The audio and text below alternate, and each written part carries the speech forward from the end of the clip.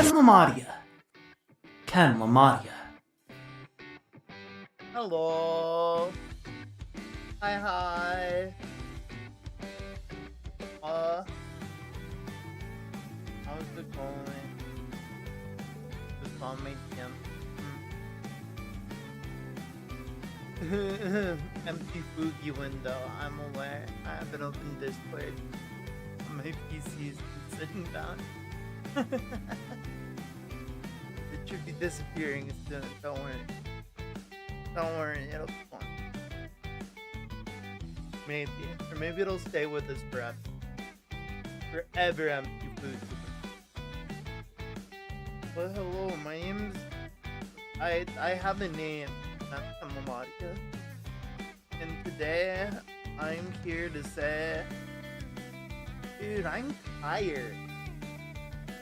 Dude, I'm tired. That's what I'm here to say. That's what I'm here to say, man. Dude, I'm tired. I'm tired. Call me a unicycle, cause I'm tired.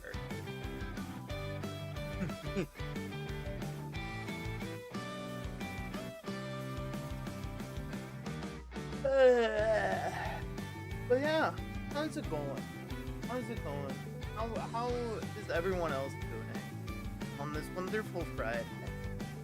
And end of the week. We're getting into the weekend. We're living. I thought about streaming Metaphor, but I was like, it's so late and I'm already so tired. I thought about streaming Metaphor. It's the same reason I didn't do Arcades of Canada yesterday, because I was literally like, I got home from Adventures and I was like, I like text Canada. I'm like, Canada, I am dying. Canada, I can't stream with you. I am dying. Goodbye. I am dying forever. And that's basically what happened. You watching an anime? Ooh. What anime? Now you have to share. Now you gotta tell me, man. Now you gotta tell me what you watching. What you watching, Nikki? What you watching?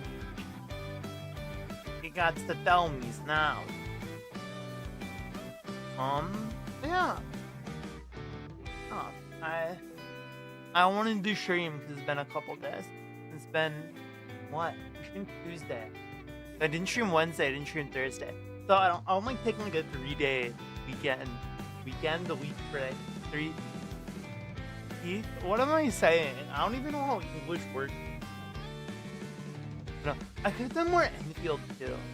Honestly, like that's still on the tip. For all I know, I could just decide right now to flip on Enfield. But I don't know. I didn't want to like only do Archive this week. That was like the main reason. I was like, I don't want to do Enfield.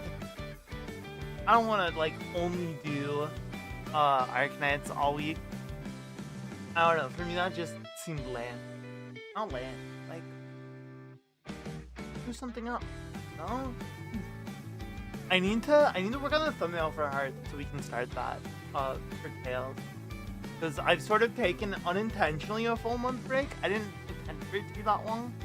But it has been nice to take a pause from continuously playing the same game series for like the past year and a half. It has been nice to have a small break. But I do need to undo that break. I need to undo that break. Yeah. I might talk to Canada about maybe doing an Arcanine stream tomorrow. But I don't know. If I don't do that, I might either do more Enfield or what? I'm like saying things I'd normally say at the end of the stream. We're literally like a couple minutes in the stream. This is how we're doing today. This is how we're doing today. Secretly, I want to end now. I know. It's been good. I finally started Witch Hat Atelier. Witch Hat Atelier is really good. I like how funny Kiefer is. He's so smooth, and then he's also just like a silly little guy at the same time. I love him. I adore him. He's like so cool, but then at the same time, he's so moe. He got that moe with him. And I love it. I love you white-haired witch man. It was just really funny. And like at like episode 6 or 7, do the hands if you want. And I just met Orugio, is that his name? The black-haired guy, and it was so funny because it was like it's Coco's first time meeting him, and obviously like he knows who Coco is and why she's there, and bro's just like, yeah man, like, so there's, you know, witches who are sent to watch over, you know, ateliers that are in like the rural areas like ours, you know, make sure we're not trying to cover anything up. Anyway, so bro, can you like keep this on the down low? Like brother's like, I was like, hey, yeah, so anyway, I know I'm gonna explain to Coco your job, and then I'm gonna tell you to not do your job. That's you need to not do that. You need to not tell them. And then Coco won him over by being the most wholesome being. The most wholesomest little bean ever.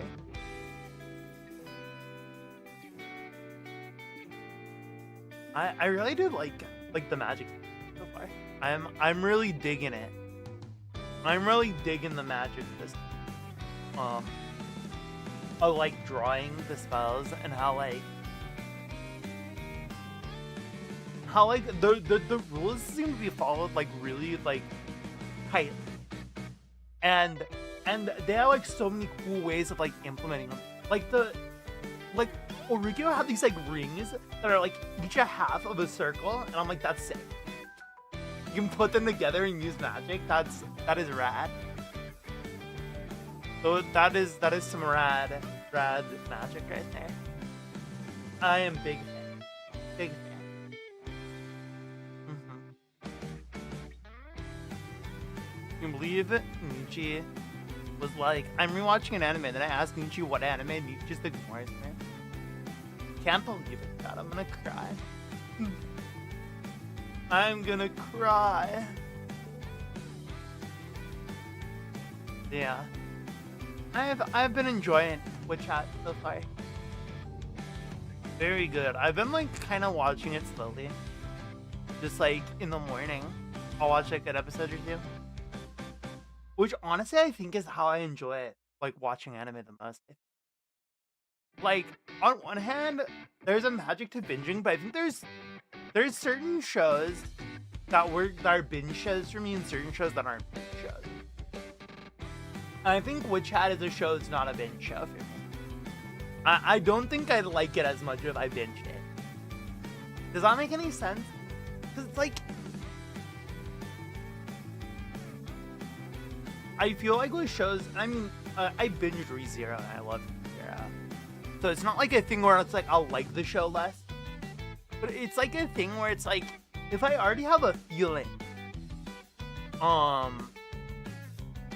that I'll like it, you know, then there's a higher chance that I'll probably want to like piece it out over like a few weeks.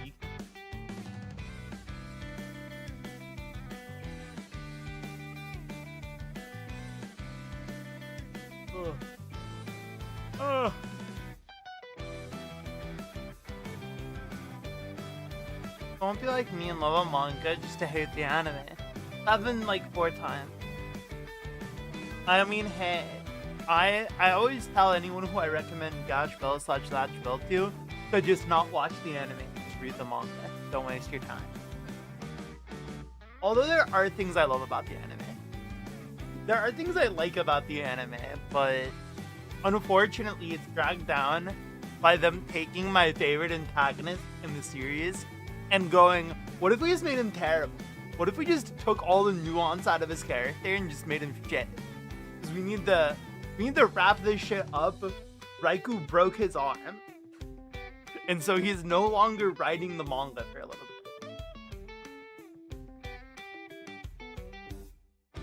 bit. Or was that around the time when the like drama with his publisher happened? It's one of the two. That was either around the time the anime either got canceled because of the publisher like situation, or because he broke his arm. So I remember at one point the mangaka for Gash Bell broke his arm, I think. And so, like, it's a little hard to draw manga with a broken arm. It's slightly difficult to draw. Fun fact, if you didn't know.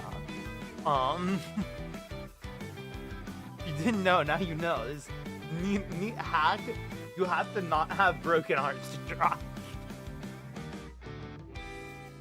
Having a non-broken dominant-handed arm, very helpful. When your job is writing, draw. Yeah. That's basically what happened. Now the anime is forever shit. And we forever wait for a remake of it. But it'll never happen. Is it not a Soul Eater where they just got deadass, I think they could have just made a filler arc for Soul Eater. That's what Bones should have done. If Bones weren't cowards, they would have just made a filler arc. You know? Like, just make a filler arc then. Don't, like, end the series. Just make a filler arc. Make a filler arc, then wait a year. I guess that just wasn't common back then. Like,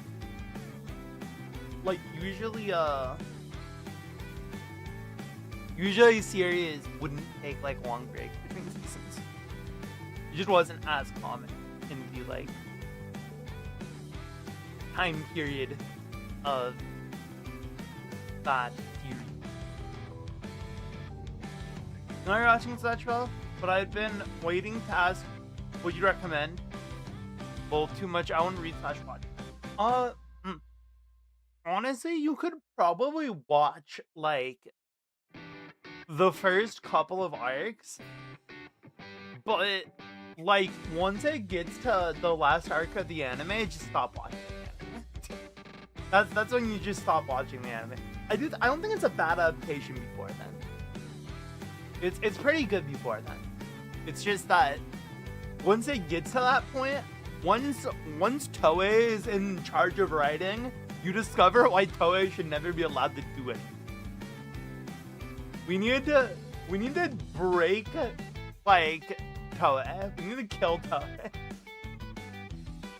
Metaphorically speaking. Metaphorically speaking, we need to kill Toei, right?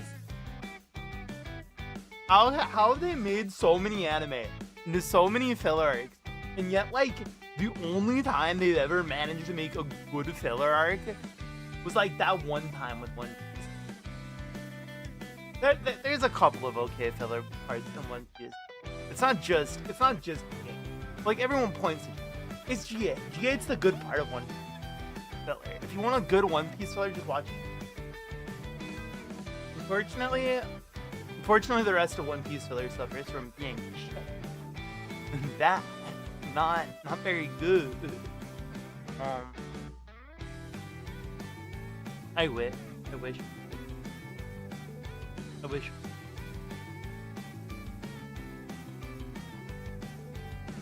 But unfortunately, no. It's just a bunch of filler. I think the most egregious filler in all of One that makes sense that it exists is the like Boss Luffy specials that they just jammed in the middle of fucking Annie's lobby. It's so bad. Because there'd be like, you're in the middle of like some of the tensest moments in the entire series, and then they're like, let's just fucking cut for 2 fucking weeks for this shit. Or no, and then they do it again in Saba Odi after the fucking shots get separated. They're just like, yup, here's more Boss Luffy. That's what you want, right? I'm like, man, I get, like, my issue is, right, is that they could have just adapted cover stories during that time. There's like so many cover stories in One Piece that have never been adapted in the anime. They only ever did it once. Or maybe they did it twice. There might be like another cover story I'm not thinking of that they've adapted. But like the only time they like really adapted a cover story was like the first one, with Kobe and Homata. That's like the only time they ever adapted a cover story. But then like they're over here.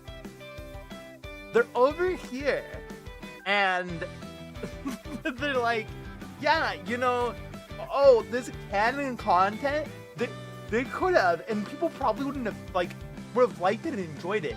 They could have adapted the cover story where Enel goes to the fucking moon and discovers the Moon Society on the moon. Nobody knows, like, if you're an anime only, you know nothing about that. But that's a thing.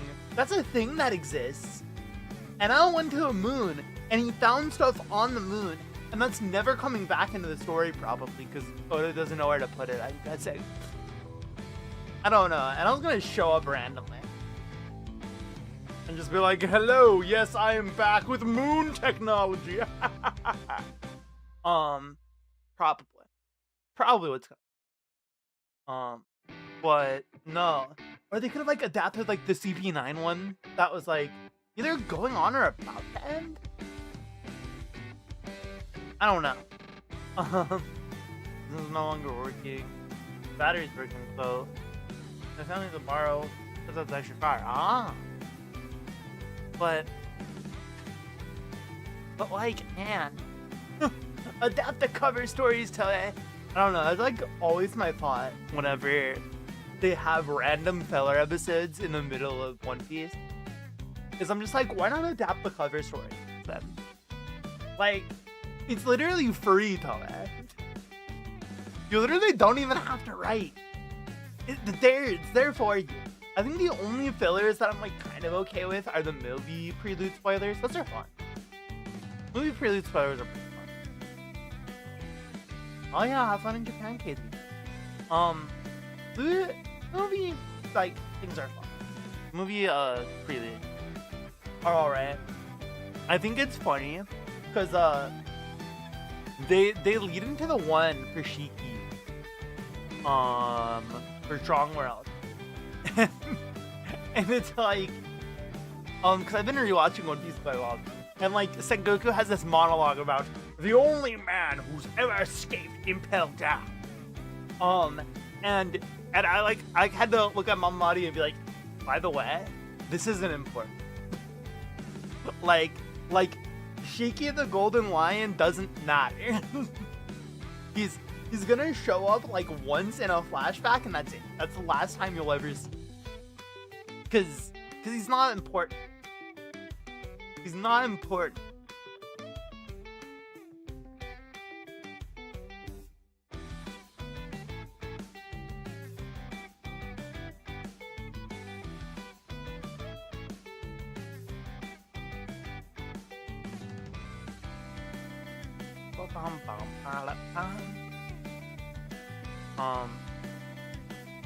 But yeah, like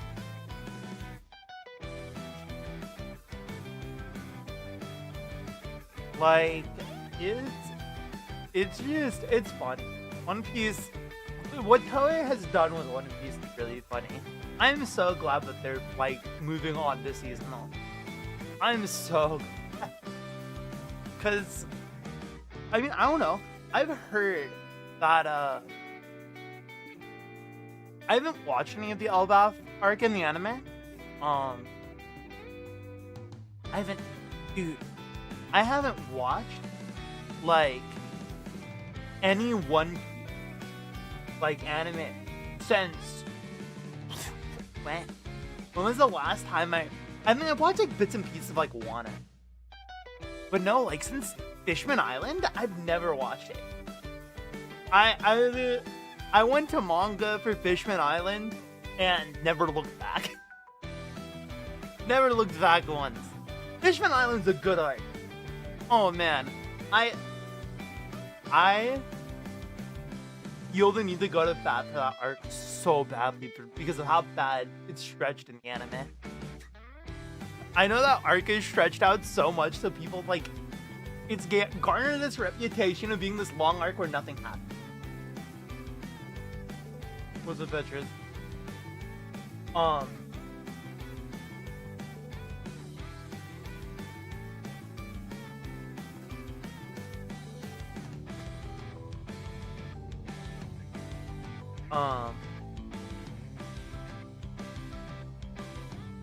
Never watched. I've never watched Madoka Magica. I should.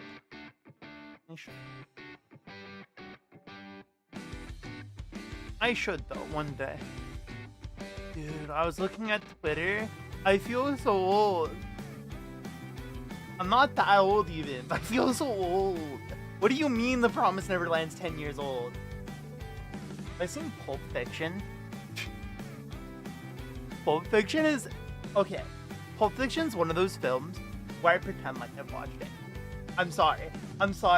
I know that's like illegal and a crime, but I do it all. I LARP the fuck out of having watched that movie because I'm like... It's because... Okay. It's because I started it one time with a friend and I fell asleep. I was really tired and I fell asleep and then I was like, fuck. I don't want to say that I fell asleep watching Pulp Fiction. But that's literally exactly what happened. I fell asleep watching. I was really tired. I was actually exhausted. And we were like watching it and I fell asleep. But I need to watch it. I do need to watch Pulp Fiction. I do need to. No, I'm like so uncultured. I'm like so uncultured. Actually real. There are so many like movies that I haven't seen, but people like reference all the time, and I'm like, yeah, dude. Yeah, bro. Like I've seen that. Oh, I'm just sitting here like, man. I need to get more cultured. Chat, I need to get more cultured. My culture is watching One Piece. I watched and read One Piece.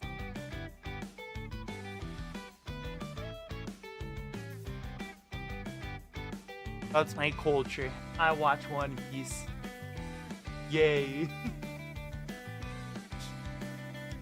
One Piece. Yum, yum, yum, yum, yum.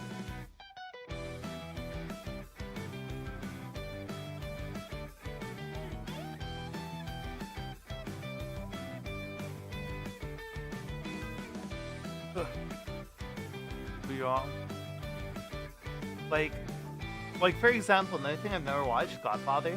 I've never watched The Godfather. I've watched things that are like derivative of The Godfather, though.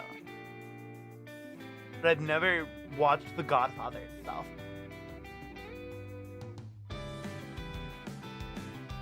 It's really fun.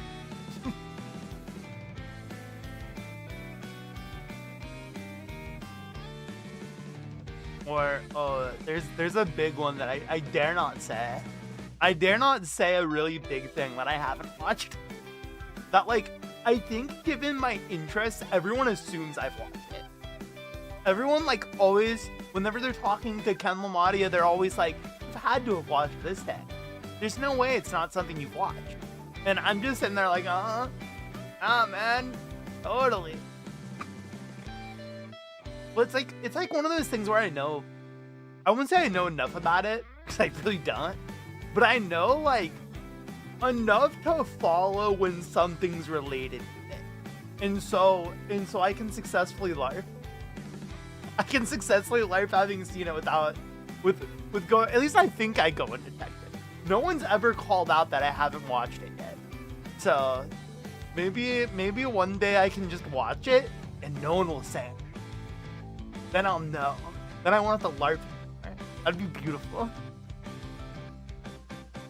This is the reveal of this chatting train. Kamamadia is secretly a LARPer.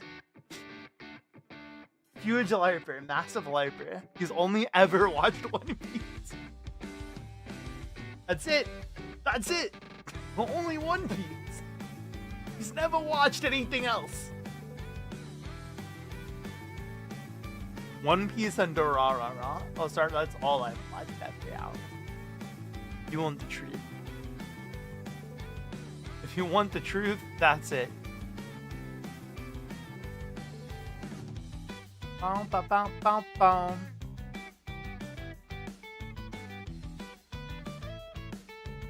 Man, so there's a post of the 10th anniversary of Promised Neverland book on Twitter. And I scroll down and I see slander. I see slander. I'm doing the Arthur Fitz meme. How dare you slander my series? People who hate specifically the manga of The Promised Neverland after the Escape arc are dumb. They're dumb and stupid and dumb. That's my opinion. And I will forever go to bat for that series. I will forever go to bat for the manga post Escape. Cause like, here's the thing, right? The series takes a different turn, for sure. The series takes a different turn, and in my opinion, in some ways, for not for the worse, but it no longer has the same energy, I think, as it did in the Escape, because that is like for a first arc in a shonen, which is debatable. Some people consider the Escape arc like more of a saga in nature, with like arcs intermittent in it. I consider it all one big arc because I'm a One Piece fan, and I'm like, it's only 30 chapters. It's only like 32, 36 chapters. How much is it? I don't remember. Not enough. Not enough for me to call it an arc. Or not enough for me to call it a full saga. It's just an arc. It's just one arc. But essentially, like the first arc of The Promised Neverland is like very much, is thriller the right term for the genre of it? I think it is. I think that's the best way to describe it in the first arc. And then once they escape, it changes genre. It undergoes a genre change, and I think that's the issue. I think, personally, my only gripe is, I wish instead of guns, they just gave us some kind of magic system. Because I think that would have fit with the series a lot. Like, overall, as a whole. And it would have made some of the stuff later could have felt, like, better if that was a thing. Because there are some things in The Promised Neverland that make you go, huh? Why did you write it this way? But I do think, that just having the guns was alright. It was okay that it became an action adventure. I think like my only like gripe with how it went is that it like kinda didn't deliver enough for me in terms of like the exploring the world. I think I wish there was more exploration. But like, I don't know, man. We're fucking infested with demons. They weren't gonna get that much exploration. It wasn't gonna happen. But I wish there was. Promised Neverland good though. Read it. Read The Promised Neverland. This is form your own opinion. Because as much as I think what they did was cool, and I even like the ending. I like the ending after like rereading the series a couple times. It became something where I was like, I get what the goal of the ending was. I just think that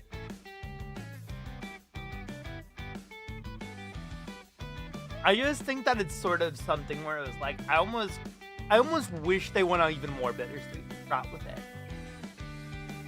But I get why they went the way they did. But I do also understand why some people are like, that's stupid. I get why some people are like, that's stupid. Why did it end that way? I've talked about it before. About the end. But like I get people's issues with it, but I also think, especially like in the moment, it was so there is a certain trope that happens that a lot of people dislike. A lot of people dislike these certain tropes that happen. And let me tell you that the reason, I don't think it's valid, because the reason that trope is disliked is because usually the trope is used to justify some bullshit that was gonna happen in the plot. Like for example, you know, like they wanna do something, but they're like, fuck, this person's in the way. We're just gonna do this trope to them, and then boom, now we don't have to worry about that. But in this case, that wasn't how the trope was being used, so it's not a bad use of it. You're just being like, you're trying to be like a literary critic. Oh, it's a trope. It has to be bad. Like, no. It's not being used that way at all. It's not being used in the way where it's bad. It's being used probably in the most proper way of using it. I just don't think that the way it's executed makes it feel a little silly. A little silly, but it's not like a situation where it's like the worst thing ever, you know? It's not a situation where it's like, oh, because they did this, now they can do this and this and that. It's like meant, it's thematic.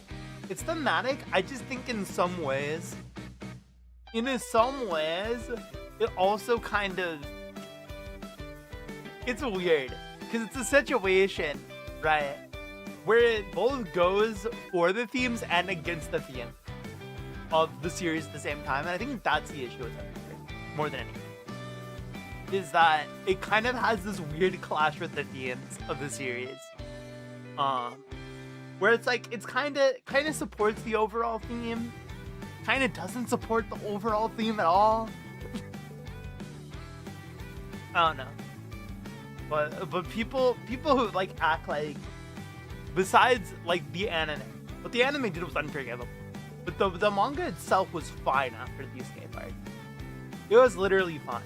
Like at worst, it had some pacing issues in its last arc. That's probably the worst I could say about it, is that it did have a couple of like minor pacing issues. And I am part of the crowd who wishes the last part of the final arc was like a little more expanded. And was a little more expanded, and I wish there was more drama around the fact that the certain character who the thing happens to doesn't talk about it.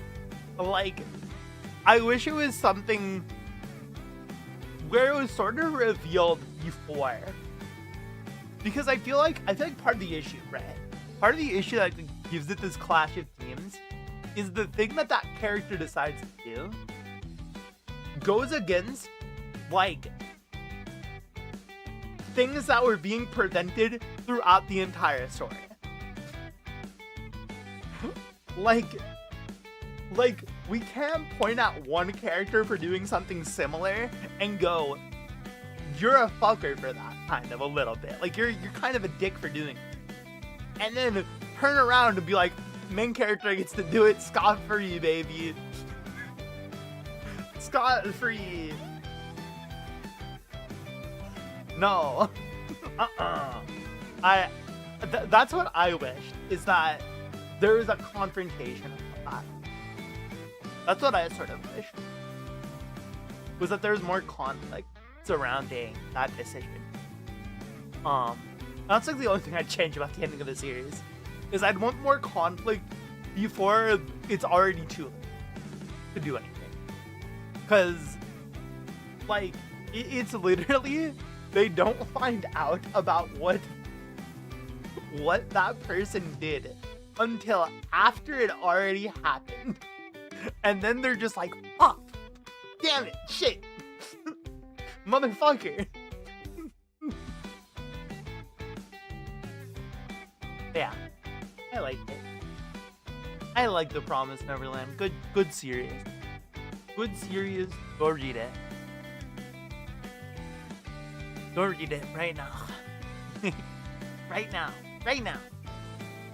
What else? Dude, Snezhnaya and Genshin. I need to... Chatting to play Genshin. Snezhnaya is releasing in like 2 weeks. I need to play Genshin. I need to do the Sumeru stuff so that we can be ready for Snezhnaya. Because I think I'm going to stream the Archon Quest for Snezhnaya. I think I'm gonna do it.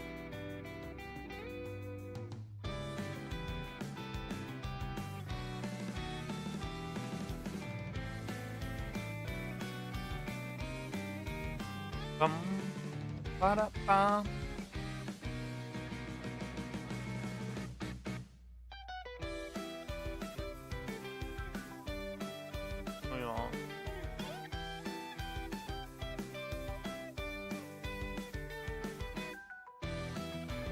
Oh man.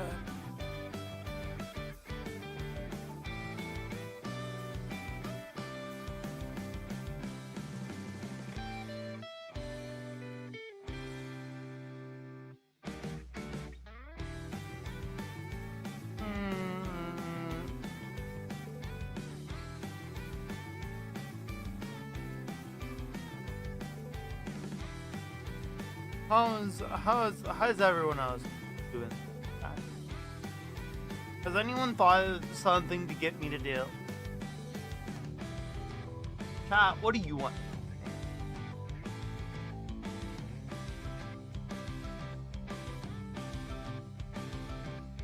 What do you want me to do right now? What are we playing? What are we playing, man?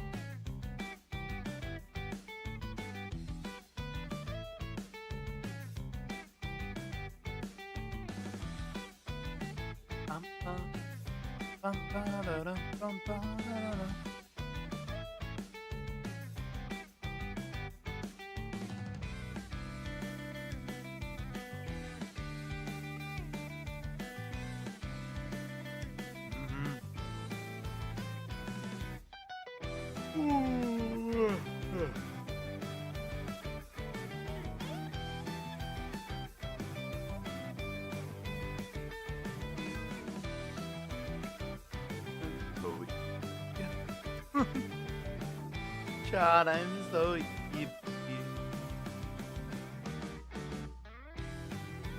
What if I just go ahead and make this the shortest stream? Stand it right here. Aw. Aw, we can't.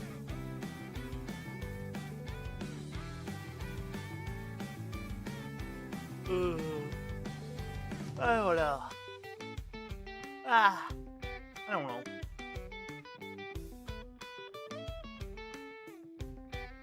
Give me ideas, chat. Give me ideas. What are we doing? What are we doing today? I'm giving you the ability to influence.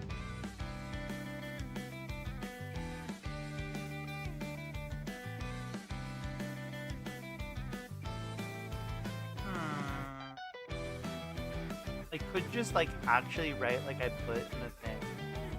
I could just actually write. That'd be crazy. a writing stream where I can actually write.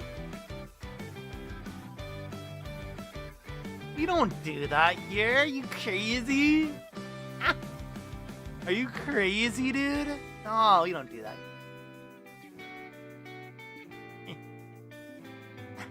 We don't.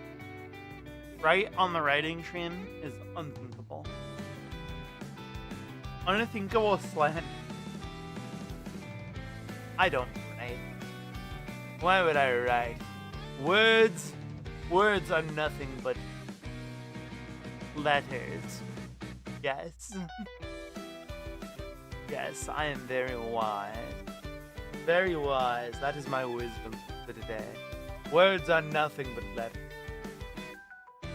Who needs them? Who needs them? I don't. I don't need words. I'm now gonna spell for the rest of the stream. H-I-B-A-L-L-S.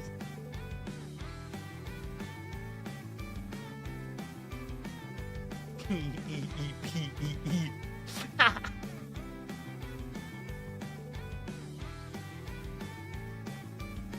W-H-A-T. Wait. Fucking. Damn it. Those are words. That's a word too.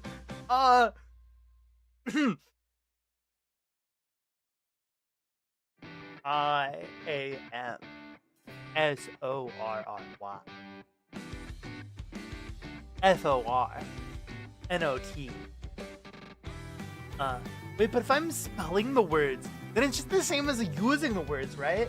I'm not following my own wisdom at all. I'm stupid. I will now speak only grunt.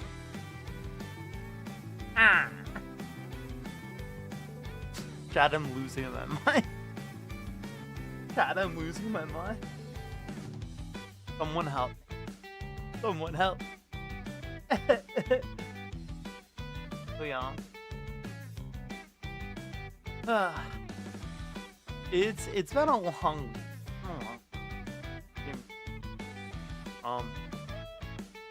I'm a bit EP for sure. Whoa.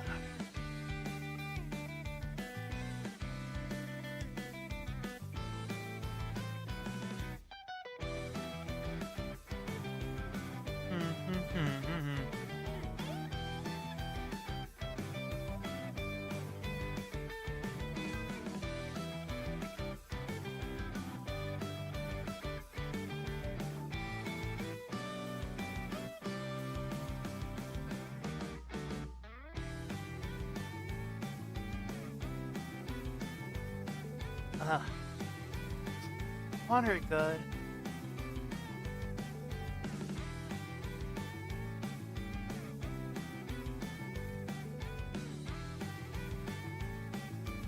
Dude. I need to watch the Assassination Classroom. Low-key, I miss Assassination Classroom. I love that. I miss it a bit. Oh.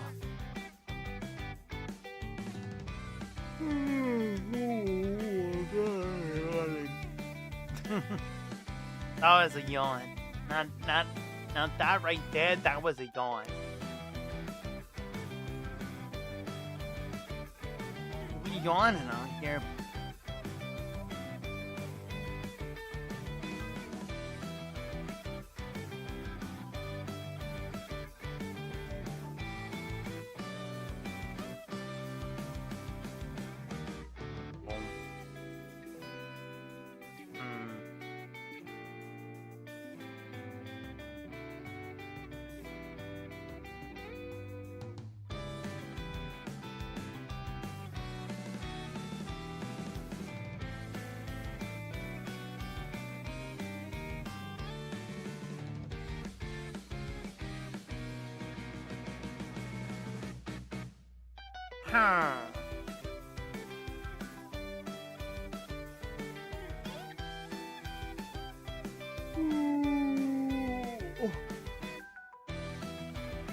about that. How is that very on? Oh my gosh, ReZero's coming back in 12 days, chat. Zero in 12 days.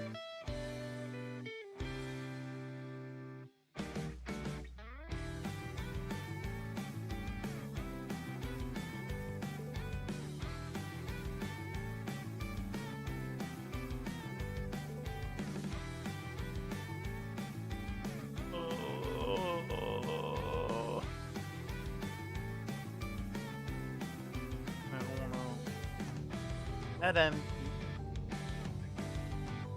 Head empty.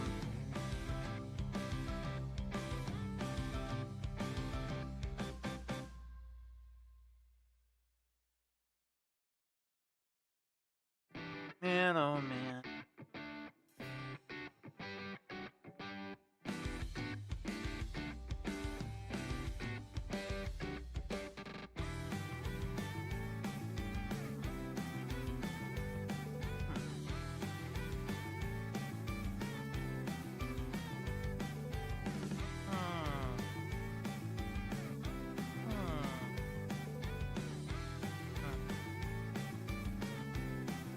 I don't know what I'm doing. That's the theme of this show. Who knows that? You know, I used to think I knew so much. Too much. Not at all. Not at all. I don't have the much. I was a stupid joke. I was stupid. This is where we're at right now. This is where Ken Lamadia is at right now. If anyone's wondering, it's accidentally saying stew and then making a bad joke. That's the flavored Ken Lamadia you're getting there. I think okay. Let me think. Do I want to stream something? Do I want to like play an actual game? And maybe just like vibe? I know I made a comment like towards the beginning of the stream, I was like, I don't want to play Enfield because I don't want to do like all Arcane. I'm kind of thinking of like just doing like an IS right now. Or maybe we start the Arc Conquest in Genshin. No, because then like no, bad idea. Vetoing my own idea. Not doing it. You know what? How about this? Let me message Mr. Canadian. Let me message Mr. Canadian.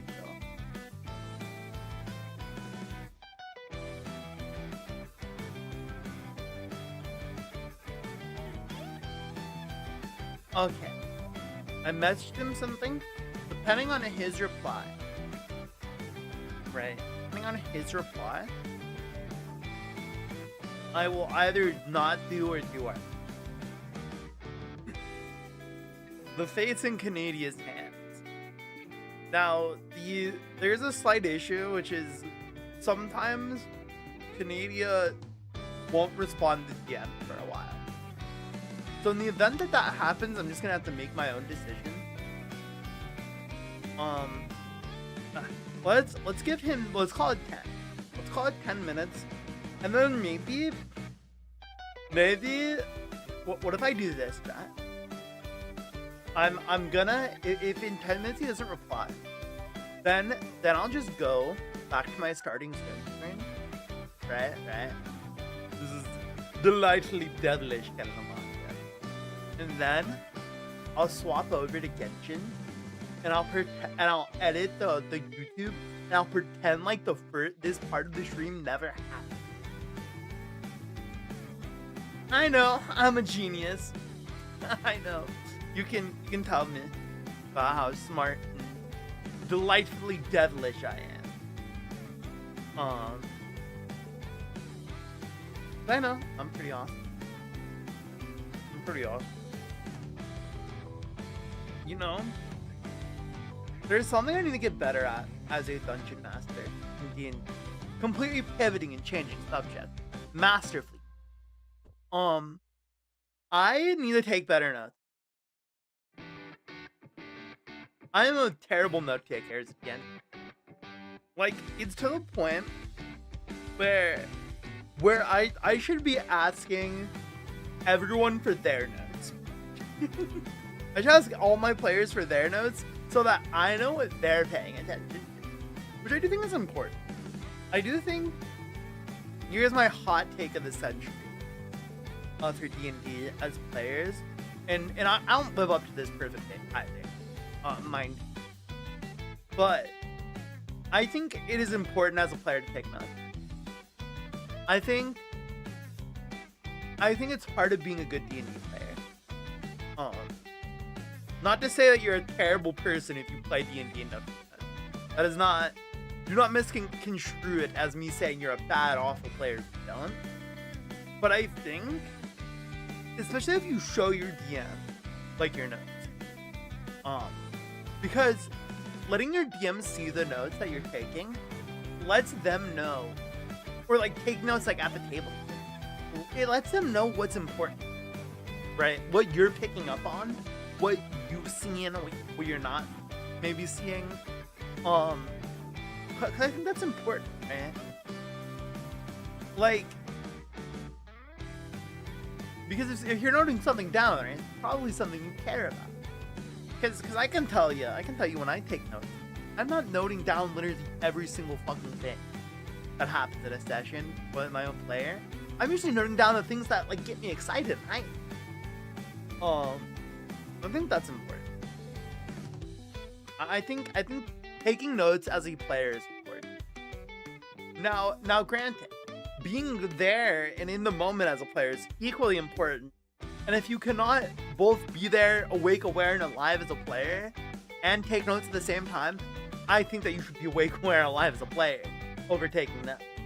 If it's one or the other, definitely the latter. But if you can do both, you can do both. You can do both. Not even again, part of the reason why I don't take notes often is because I have a hard time of being awake, aware, and alive as a player while taking notes. It's very difficult to do both. But if you can do both, you become God as a player. There's other things that make a great player, but like in my opinion, but I think that's like the most important thing is note taking and being an actor. Like, because let me tell you, nothing hurts more as a DM than prepping work into like something for a person's character, and then they just stare at you, and they just go, oh, okay. Or they give you the most like milquetoast response. Or, oh my gosh. So this one time I had a player. This player will not be named. But some people even know them.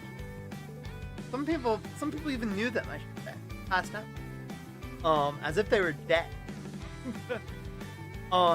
No. This fucking player. This fucking player today. Had this issue where I would put things in front of them for like their character that allegedly were supposed to be important to the character. And it slowly became that their character is a complete sociopath. Like, okay, so here's the situation, right? Their character, the younger brother, was crashing out. He was crashing out because of things that happened in the campaign, both to him and to the player character. And the player character kind of gave him the cold shoulder the first time, and he's like pissed about it, right? The younger brother's pissed about it, and he's like, you know, you should be doing the yada yada yada. And you know what this player fucking hits the. And again, I don't know. maybe this is just how he wanted to play his character and I shouldn't judge. But I don't know, because it was always kind of inconsistent. It was inconsistent what he actually cared about. Or whether his character was a good person at all. But basically, he was just like, I don't have time for this right now. Bye.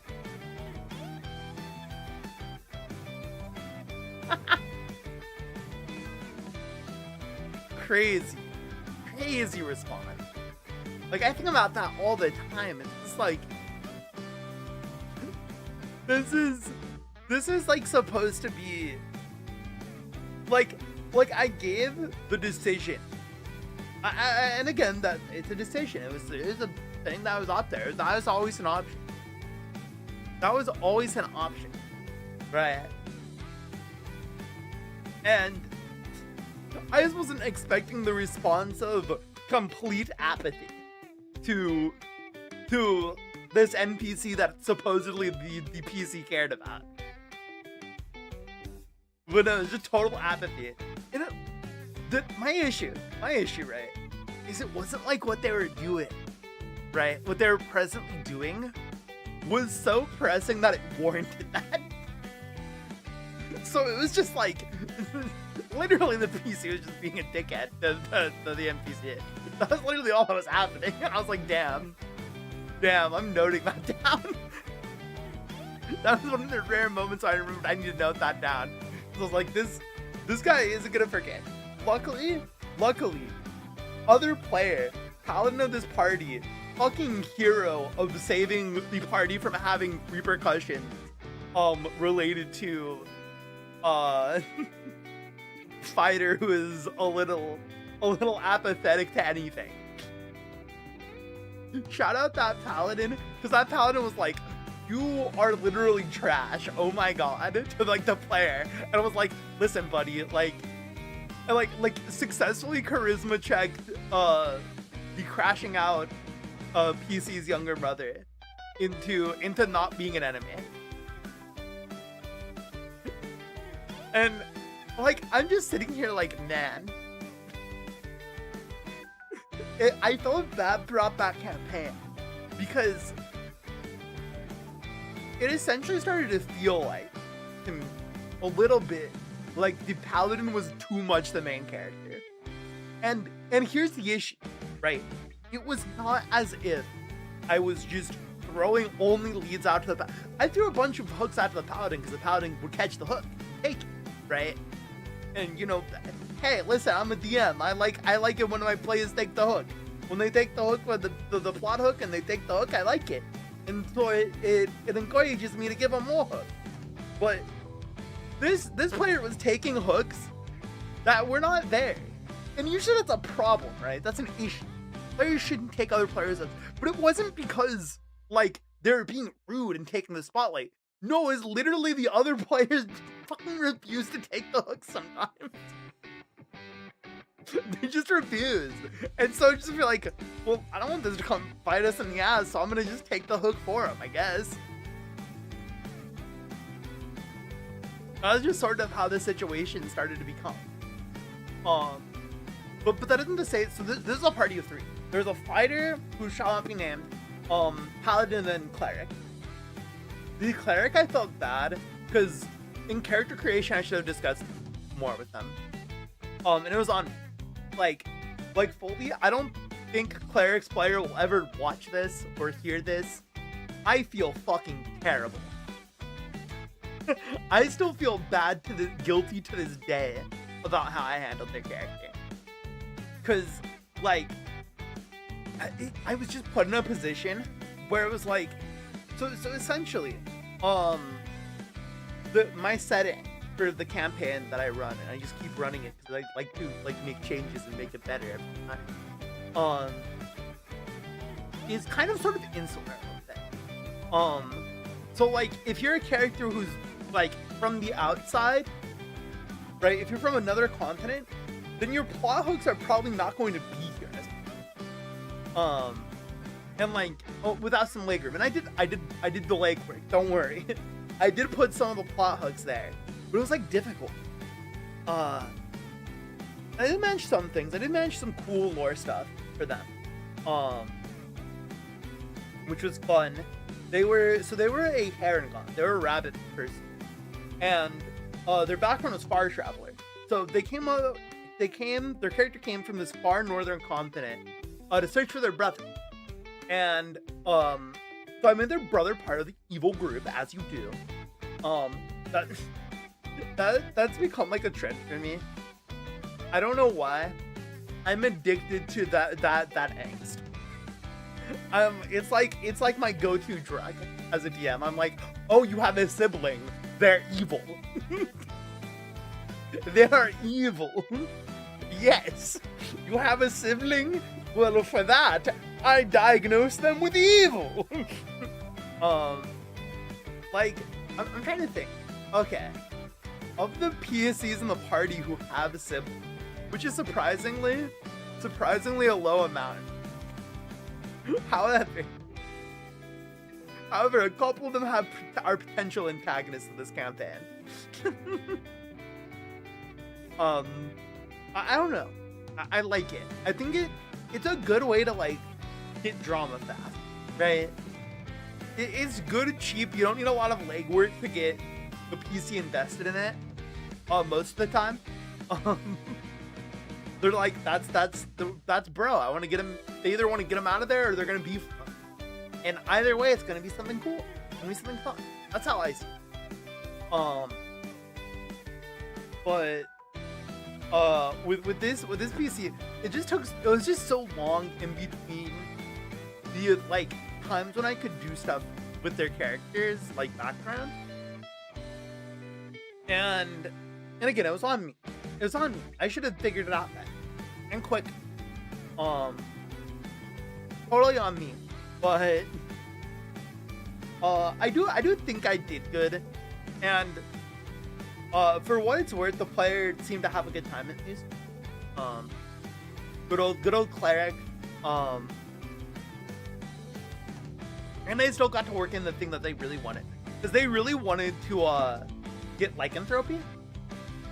And I was like, I was like debating. It's like, I don't know if I want, or not lycanthropy specifically. They want to be a were-tiger. A rabbit who is a were-tiger. And I was like, that's sick. It is sick. It's very cool. I was like, how am I gonna work that in? And then I was like, oh, I can just make that like a thing. And so I essentially gave them like this ability that they didn't know about. Where like they would transform into, you know, the tiger form and go crazy. And I was like, okay, but it's something they don't know about. Like it's something they haven't figured out about and haven't caught on yet. But the difficulty was that I was like already doing a mechanic for another character where they'd lose control. And I was like, I can't, there's only 3 people in this party. I can't have 2 people who could lose fucking control at any minute. So it's just unfortunate. It was just poor planning on my part. Like that is what it amounted to. Was poor campaign planning on my part. Led to me not being able to do as much with this character as I wanted. But also the player, I don't want to say they were passive. They did their best. They weren't passive, they did their best. Because at times, they just wouldn't be able to make the session, or like they would be at session, but they wouldn't be like able to be fully present for it. And I don't put that against them. They're perfectly fine. But also they're just kind of a quiet, introverted person in general. Like they're not the type who will interrupt people. That's what I quickly discovered. And so when you have one person who is fairly extroverted, and even if they, you know, just like to rampage like a bull in a china shop and not really care about any plot hook that much. And then the other person who's like, oh my god, I'll eat up whatever you feed. I'll take whatever you feed me and I'll make crazy decisions. And still one of my favorite things like any player has ever done on complete accident is, so this paladin, right? I introduced this NPC and immediately Immediately. No prompt. They're just like, my character has a crush on them. They just decided that. I was like, okay. Now what they didn't know was that this character, two things about this character. One, this character has the ability to see emotion. That's like a special magic ability they have, right? And so this NPC could tell that immediately. Right? They got that information immediately. And just I was like, all right. And then the second thing was that this character is also like criminal like overlord. So essentially I was sitting there like, oh my god, you don't realize it, but you just successfully laid the finest bait for this person to want you. Not in the way your character might want, but your character doesn't need to know. Your character doesn't need to know or mind what they want them for. It was funny. It was great. Like, I love. Oh my gosh. Okay, he's streaming right now, so I know you won't overhear that. The other day, Lachlan did something in D&D, and like I kind of teased him, like teased that his character did something really stupid, but I loved it. I adored it. I don't think I said it out loud how much I adored it, but I loved that he made a brazen fucking decision to just zone of truth in the middle of like a public hall and like do an interrogation in public. Like, that's crazy. That's crazy. That is so brazen. And like is having repercussions. But it's awesome. Like yes, do that. Do things that aren't extremely destructive, but are like decisions. Like, that's so good. Like, now there's like elements to the next like major arc that like I'm like, yes, this is a thing now. I have a natural way of splitting the party if I want to. Like, listen, chat, you know the old adage of don't split the party. The DM's allowed to do that, though. The DM's allowed to put their fucking DM cock on the table and go, hey, I'm gonna try to split you guys. What are you gonna do about it? What are you gonna do about it, huh? Cause now, like, I'm going to set up a circumstance that would like promote the party splitting. And like, yeah, sure, cutting between scenes is difficult sometimes, but here's the thing, chat. Sometimes it's fun to cut between scenes. It's all about moderation. I think that's what a lot of people miss is, yes, you shouldn't split the party and like cut scenes because that can like drag sessions on. But if you do it in moderation, as long as it's not every time, then it can be good. It can be fun. And so that's sort of my plan.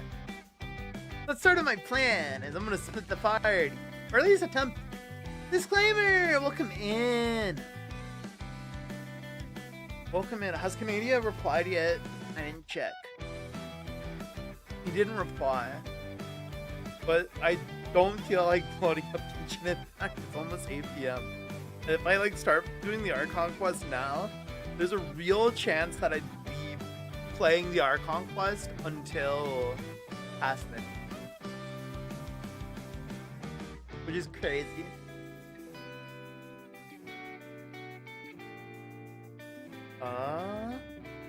Yeah. Oh, how's it going for you, Disclaimer? How you doing?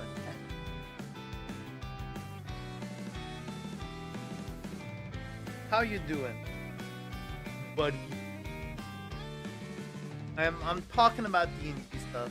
Thinking about D&D, talking about D&D. Talking about what I like and dislike in D&D. He's about what I think. Yeah. I think as a DM, I think my biggest I have a critical flaw as a DM, and I don't know. Maybe this is just because I know my players well, and so they usually just end up doing these. Sometimes I feel like I railroad my players too much. There actually is an instant where, like recently, where I felt terrible about doing something. Like there was something where I, like, after session, I literally told Ocean, because I did it to Ocean, that I shouldn't have done it the way I did it. I like literally, I said, Ocean, I'm sorry I did it like that. Because essentially, right? And I mean, there's still a moment later. Should have to Genshin. No, I'm so tired, dude. I'm so tired. I don't know how much longer I'll be live for. But maybe tomorrow. Maybe tomorrow. Maybe. I'm between Metaphor, Genshin, or Enfield. We'll see which one wins. Do one of those for sure. Cooper! With a raid? What the heck? Welcome, Raiders. My name is Kalamani, Adventure from Another World. I stream a variety of games, including gacha games, JRPGs, and first-person shooters that I'm really bad at. But sometimes I just talk like an idiot. How was Kingdom Hearts 2? You're still playing Kingdom Hearts 2, dude? What the fuck? This guy really never finishes games. You know that? You guys know that we're rating in from Cooper. He never finishes games. How far is he? How far is he? He's still playing Didn't you start Kingdom Hearts 2 like 2 years ago, dude? How long have you been playing it? How long have you been playing Kingdom Hearts 2? It's not that long of a game. It's not that long of a game. Hurry up. I bet you I could lap you in Kingdom Hearts. I bet you I could play all the Kingdom Hearts games on stream. Lap you. How's it going though? How is stream? Not funny, man. I'm sorry. I suck. Hey, listen, I'm not gonna bring up Persona 4, okay? We're almost done with KH2 though? Let's go! Hell yeah. I'm excited for you to get to, I forget. You're just watching the movies for the games that are made into movies, right? Almost done with P3, or at least progress is happening. You should give Yukiko's Palace another shot. I think with how far you've made it into P3 at this point, I think you can do it. I think you can do it, dude. You just need to, like, not only have Izanagi.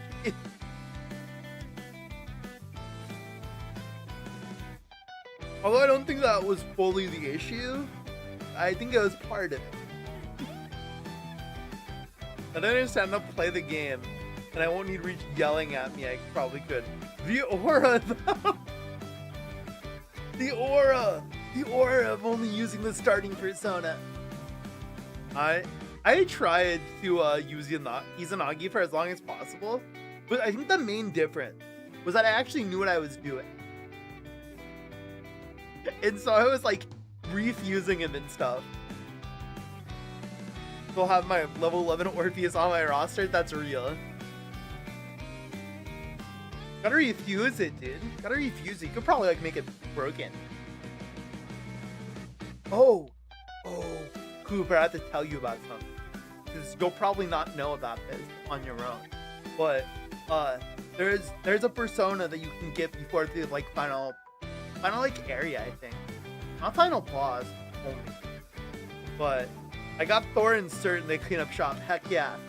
I think you're already on your way. You need to get the coolest persona in the game. Why am I forgetting its name?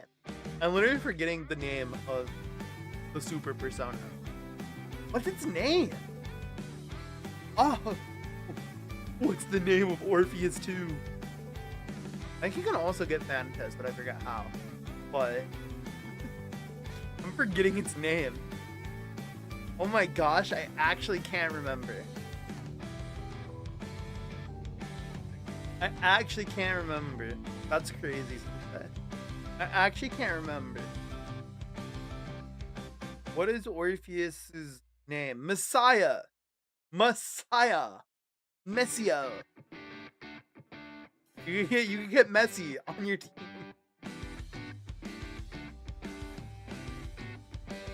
Yeah, dude, Messi, dude. Yeah.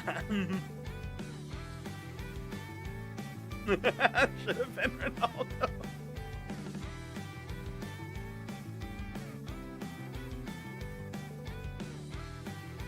Okay. Oh, right.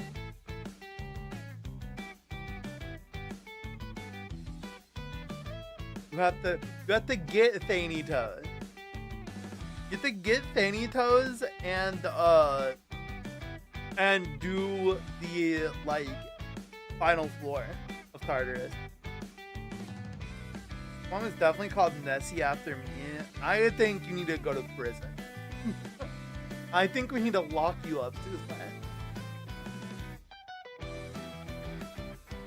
Thaney Toes. You already know who Thaney Toes is. How do you not know who Thaney Toes is? The guy. You know, Thaney Toes. The guy with the coffins on.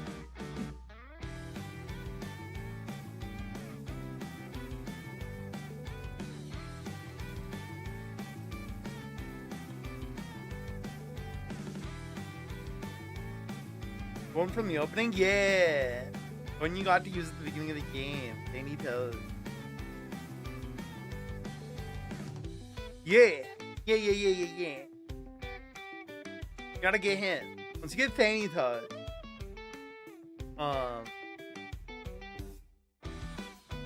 once you get Thaney Toes, then you need to do like another thing, and then you can just met Ryuji. Oh, you're getting close. Ryoji? Yeah. Ryoji, the like totally not suspicious guy. The least suspicious man.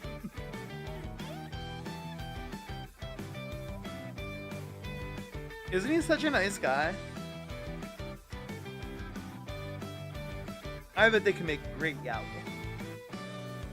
The yaoi that they will make with him and protagonist will be legendary. Their Vita Persona Reach literally has nothing on me. It's true. I mean, he'll still find things to hate on you for sure. But you'll finally be able to not call you a LARPer of Persona once you finally beat Persona. And then we can play Persona 5 together. And then once you do that, boom. We've done Persona 3 and 5. So then you just need to actually beat 4. And I don't know if I can help you. We just need to figure it out.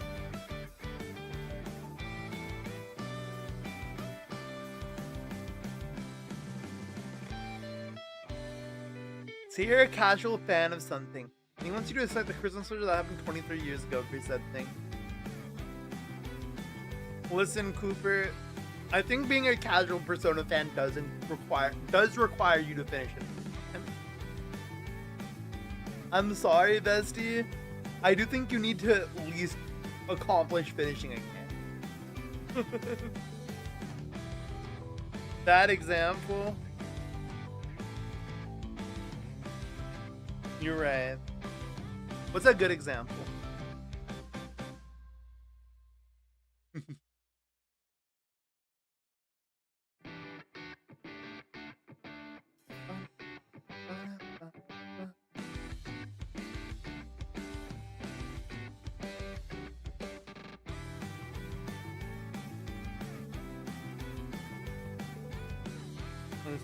I know how you really feel. You start one.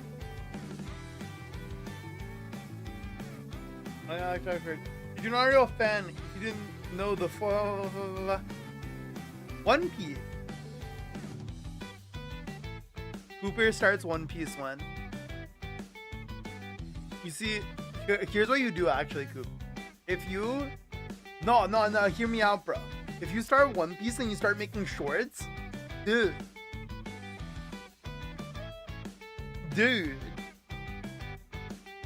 it's a gold mine. I can't do that. I watched One Piece before becoming a VTuber. I can't do that. You can do that, Cooper. You have unlimited power. You have the power to react to One Piece. And Naruto, right? You could just react to these fucking long-ass shonen, dude, and get so much. Trust. Starting One Piece in 2026. Do it. Listen. It like seems long when you look at it. But then like when you actually start it, and you're going through it, and eventually you're like, damn. I'm already halfway through and it's I'm in the same boat. Cause all of you hate me and none of you want to watch or read my favorite series. I get it. Some friends you are. You don't want to commit to my 1,000+ episode anime. You must hate me. This is the only thing that this can mean. It is not the Well, that's about Zatch Bell. Yeah, you could definitely read Gash Bell in like a week. If you're determined enough, you can get through Gash Bell in a week. That series is only like 250 chapters, I think. Watch every Sixers game together this year, and I'll watch One Piece. Bet. Fucking bet. Listen, Cooper, I'm telling you, you can make content.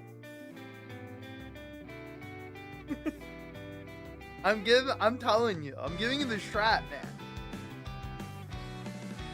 You see like that one dude on Twitter who's like reacting to One Piece? That's like the only thing he's ever done. And he blew up. Dude, it'd be so easy for you. I'm not even a content creator anymore. My Vocaloid days are over. This guy is always like, it's so over. I'm doomed, dude. I'm fucking cooked. That's Cooper on a constant basis. And then it's like he's literally absolutely fine.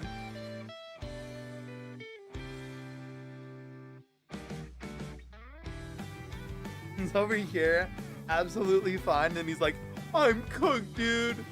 Oh, dude, I'm never gonna be back ever, man. It's so over.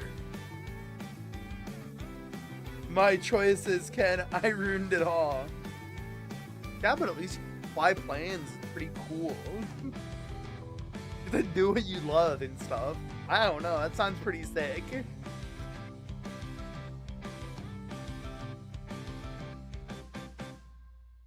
I didn't do this social, the right social thing. You didn't do the right social link. Yeah, sorry, buddy. In order to get my social link up to rank 10, you need to watch One Piece. It's a requirement. You can't max out my social link until you watch One Piece. Maxed out Hermit with the reach mistake. Calling Reach a Hermit is crazy. Crazy slander. Unless you're referring to P3 Hermit. And that's crazy also. Either way, you're bullying Reach. And I support it a little bit. P3 is the worst one. Yeah. That social link is so funny. That social link is so funny though. Like, okay, low-key people hate on it, but it's so fun. Like, I think it would be weird if it was like in P5 where it's like active, you know, a weird relationship actively. Whereas like it's the teacher venting to online stranger who is said a student about how she's fucking weird. And it's like, girl, dude, what are you doing? And then I think my favorite part. Wait, have you, Cooper? Have you maxed out? Do you plan on maxing out that social link? That I want to spoil you about the ending of the social link. The ending of the social link is like the second funniest. You could bet, God, this man needs to stop being so based. This guy's so based. You're probably gonna max it out. Okay, I won't tell you how it ends. It's my second favorite ending of the social links, and no, it's probably third. It's probably third. I just remembered another guy exists who I like. My favorite one's Tanaka though. Tanaka's social link is the funniest shit. Like both the girls that aren't deceased chicks. Valid. Real. Hey.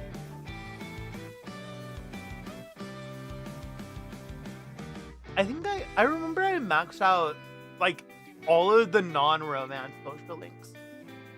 And Yuka. I think in my playthrough, so it's definitely possible.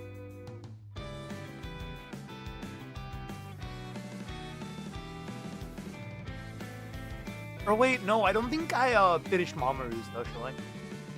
I don't think I finished Mamoru's, but I do think, I know I finished Tanaka's. Tanaka's is so funny. And people, if they don't hate you for doing, they don't? That's amazing, that's beautiful. Yeah, and in Fez, they're like, dude, Yukari got pissed with me and I didn't even get her past 1. I was like, why are you mad? I literally don't hang out with you. Why are you mad at me? Why are you like pissed off at me?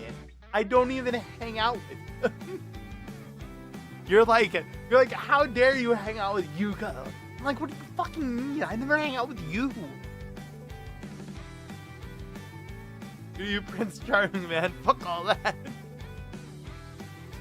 Preach, tell him. I think in Reload they changed it. I think in Reload, now all the girls have non-romance roots, which is, thank God. Thank God, dude. But no, when I learned that, because originally I was planning on I was planning on doing Mitsuru, but I literally wasn't smart enough for like most of my playthrough. I was too stupid to talk to Mitsuru for most of my playthrough. So that like kind of fell through.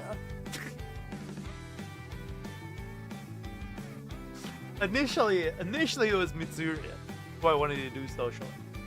I still did a little bit of her social though, which is really funny. Mitsuru has got my. It's amazing. It's beautiful. But yeah, I ended up just sticking with Yuka.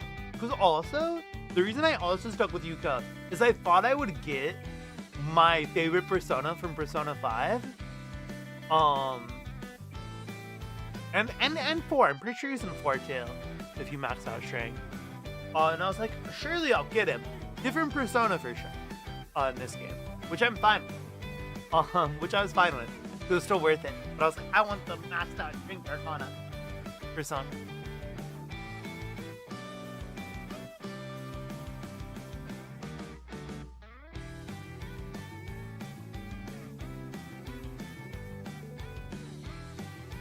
But yeah, E3 is a good game. E3 is good. Have you started the Tanaka social link, Cooper? Have you started the social link where the weird old man in the mall asks you to model underwear for him?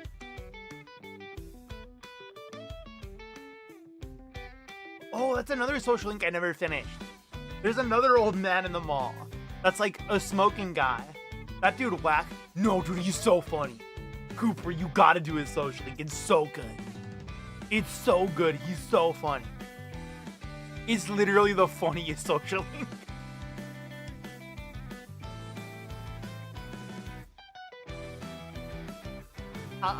how much crazier can it get than this scammy guy wants you to model under eye? A lot. That's the answer. The big kid, dude. That social link's also fucking ridiculous. that social link's crazy and also really sad. That social link's like fucking depressing. I get why people don't like the Gourmet King. Dude, that poor kid. That poor kid is actually suffering and needs therapy. He needs therapy and not the most depressed high schooler to hang out with. He needs a therapist.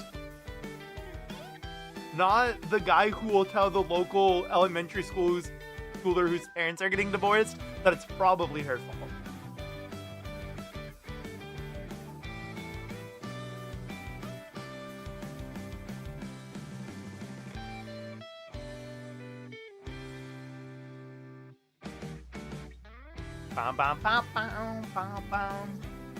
Another good social link. Oh, have you been doing, is he the Hangman? I forget if he's Hangman or Sun. Who's Sun? In Persona 3. He's Hangman for sure. Akanari, right? That's his name? Akanari. Yeah! Akinari. Oh, he is Sun. He is Sun. Have you been doing the Sun social link, Cooper? That one's a must. That one is like, it's a little bit late now to start it, I think, in your playthrough. But I hope you've been doing it. I hope you've been hanging out with that man every Sunday. Your Sundays in Persona 3 are for Akinari. And no one else.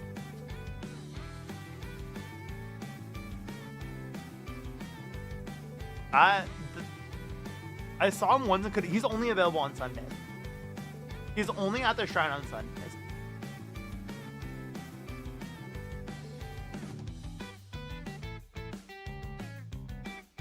Yeah, checks out.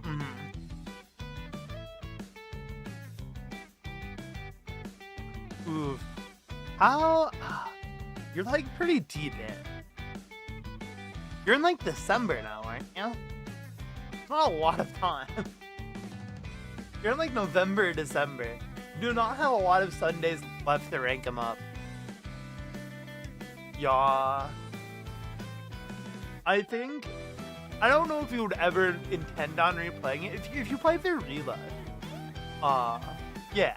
If you play through Reload, definitely do a social link. His social link is probably the best social link in Fictional. Even if the ending, the ending was funny because it made me cry, but it's also really funny on PS2. I kind of want to play it in P3R because they probably did it better. The Tone playthrough will happen. Man. Whenever I think about Kotone, my mind instantly goes to how the P3 devs just said anything was okay. They just said anything. They just said, oh yeah, you know, they want to play as the female protagonist? Fuck it.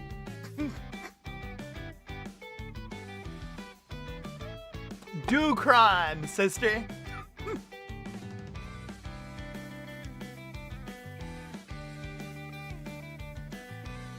Anything but a gay socially. And when they say anything, they fucking mean anything.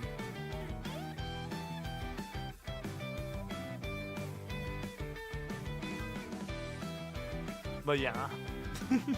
But yeah. Summer Wars is 17 years old? I'm fucking old as shit, dude. No, Yosuke one still pisses me off. I see the aura for you. This guy has not played past Yukiko's Palace. And he's like, I get it.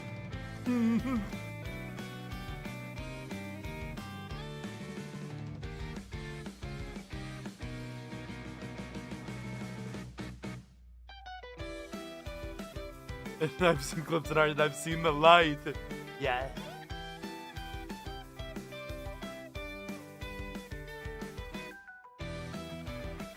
Yes, it is peak.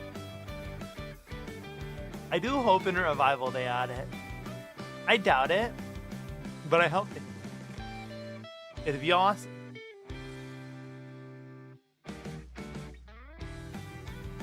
It'd be awesome. They did in the revival.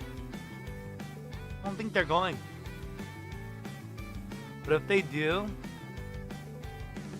hell yeah. If they do, hell yeah. Put them in there. Let them be gay. Let them. Yeah.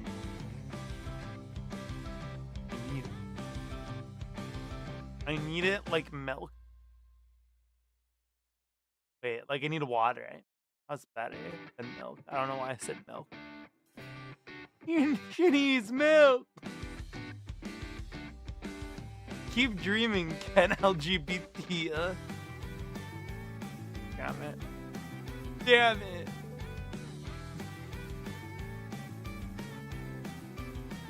Why?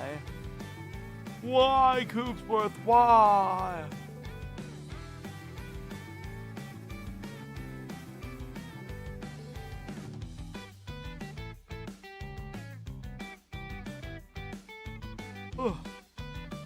Yeah.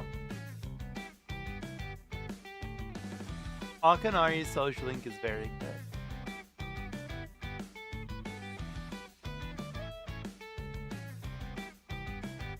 It was funny. Here's my pro tip for Persona, because it does get that serious.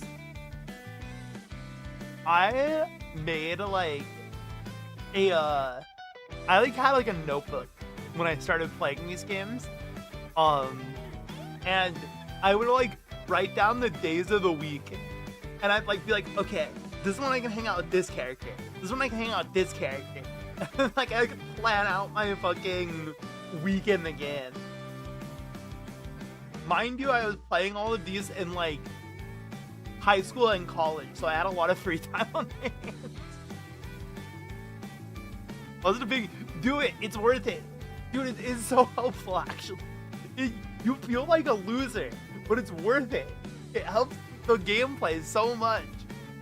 If you just like go day by day and be like, okay, this is who's not available. This is who is available. And then like, because when I played Persona 5 Royal, I literally was able to do every social link because I did that. I completed a Ryuji's before the second palace.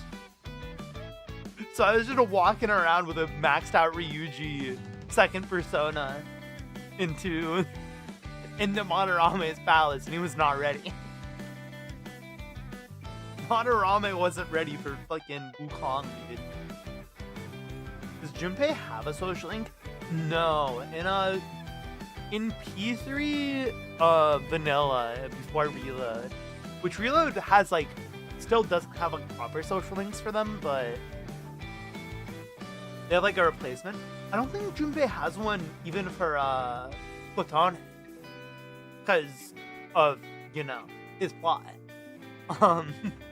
It would be a little awkward if he had another girlfriend while, you know, being in a situationship.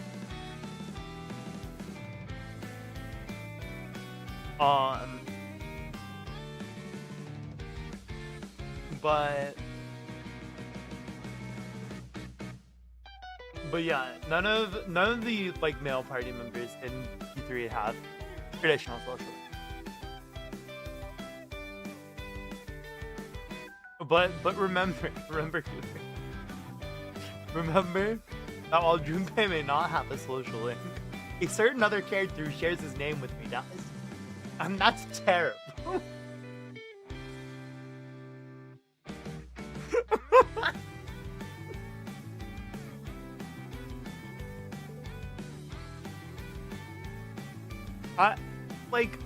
I think that's why they didn't put the female protagonist in Reload. I think they didn't want to step on that landmine. I think they wanted to avoid that landmine. because they had two roads to take. And one I think is the objective correct one of take that shit out.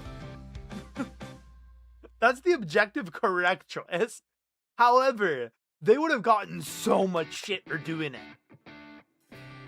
They could have just cut it, man. They could have, but they would have gotten so much shit. They would have gotten so much shit for it, and they probably didn't want to deal with it. That's what I'm thinking. Is number one, they'd have to do the extra workload of like, well, for one, they have to do the extra workload of like putting in the other one, right? Shit from the weirdos, real facts. They'd already like have to do the work of putting these social links in, but then they'd have to write a new justice arc on a social link. And that's what I think. Unless they just weren't cowards and they let Kotane have a lesbian relationship with Chihiro, which would be best. Which would be best and what they should have done. So actually, you're right. Actually, we figured it out. That's what they should have done. Instead of making, or counterpoint, what they actually could have done is they could have kept his social link and just changed the fucking weird shit. Very easy thing to do. Very simple. They managed to do it with what's her fucking face for Makoto. You know, they managed to not make it fucking weird for his route. for whatever reason, they were like, ah, fuck it. No, exactly. They definitely could have gone that way. They chose not to. They chose no. Dude, the social links in that and Katane's route are so funny. If I remember correctly, I'm pretty sure he's what's his arcana? Is he strength? I think he's strength. I'm pretty sure. Shinji. Did you know? Cooper, do you know about what happens if you romance Shinji in Kotane's route?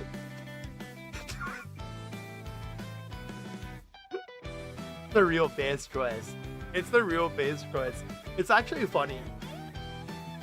I want you to know that I've seen people have issues with that before I ever knew about the other thing. No, I see people shit them off. It's cute. No, I do think it's a cute shit. It's like worth it. So basically, unless you want to do it for yourself, and you don't want me to tell you, I'll wait for you to say. You want me to tell you what they did? It's actually really funny. It's kind of cool, but it's really fun. It's like kind of stupid. Okay. So at the end of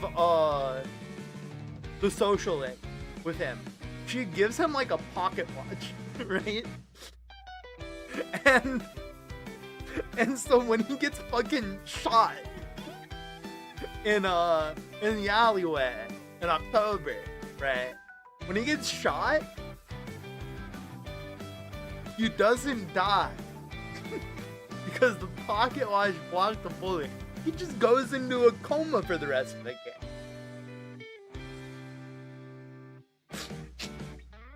It's so dumb.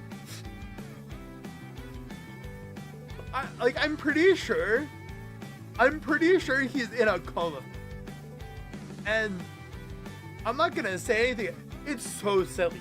It's so funny. Because it's like effectively barely does anything.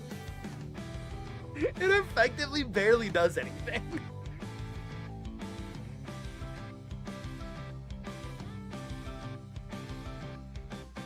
It's like, yep, guys, we did something cool. Check that out.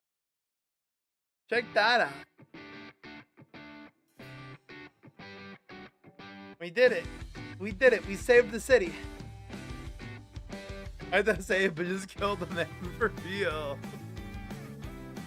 Yeah, I heard about that before I heard about the real bad shit about that. I heard that is the bad thing about the rune, and not the fact that he's 12 Kotone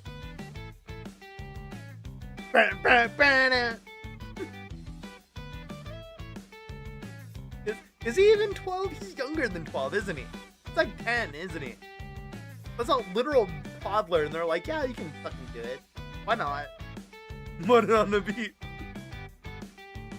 Yeah, he's like fucking 10, dude. He's like 9, 10 years old. Why? Atlas. Why? Who thought it was okay?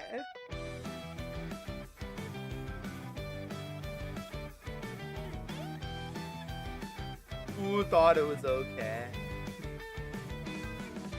Yeah, that's probably the reason we don't have Kotone. Yeah. Ken talking about Ken. Unbelievable. And Femsi, yeah. Dude, like, literally all they had to do was make it normal. I do think they could have put her in Reload and literally, the minimal changes is what they had to do. Minimal changes or Chihiro lesbian. I'm okay with that. Like, if you become predators, they predators, but no, they stop at dating a guy. Or a girl. I don't imagine going with that direction. You can't imagine the lesbian Chihiro route? Well, you have little vision. I want to do Chihiro's social link. If I play Reload, I might do hers. Oh, the right? I'm sure the first person who discovered that was an option didn't think they could do it either. I'm sure that there's someone who, because I don't know when it takes that turn, because like most of the romantic social links in P3 do still start relatively normal. Like they don't take the romantic turn until like about halfway. I wonder if there was some poor soul who was like, dude, I can just hang out with little bro. and then suddenly they're like, oh god, no.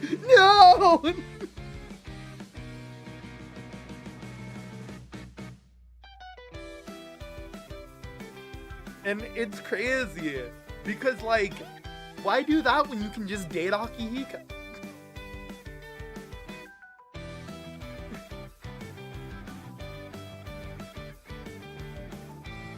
It's funny though, 'cause I'm thinking of the rest of the male cast of like Persona 3 for the social link, and I'm like, damn, it really is a toss-up between Aki and Shinji, isn't it? Or no, there's a what's his face? Glasses guy. I forgot his name. He's cool too. I like him. He's funny. Oh, and Bebe. That's actually the real sleeper thing. That's the real sleep. Is Bebe still a social link for Kotone? He better be. I know there's a couple of characters who aren't social links for Kotone who are for Makoto because of how the Arcanas are. I think Bebe should be still there. That's my goat right there.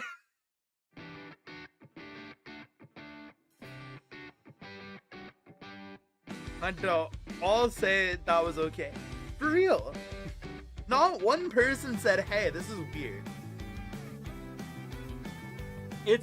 I mean, I know the answer. I know the answer why they thought it was okay. It's just I don't want to say it out loud. I don't want to say the part out loud of why they thought it was okay. And it's that the part of it is that they knew it wasn't.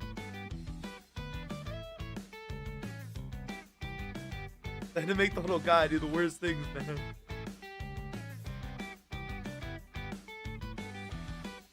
It's terrible. It's a terrible, awful thing. It's Christmas and we're in Tartarus. Arrest them all. Kendrick!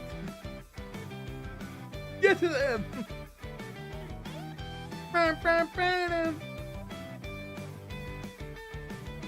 Meet the devs, dude.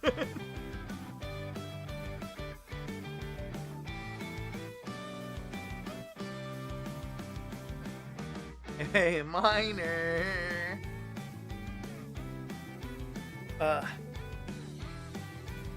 But yeah, like, I just wish, I hope that if they ever do another female main character, that they don't do that again. I don't think they will. But I always, I have to have no hope. I have to have no faith in them. That if they ever do it again, they won't fuck it up. Because I mean, like,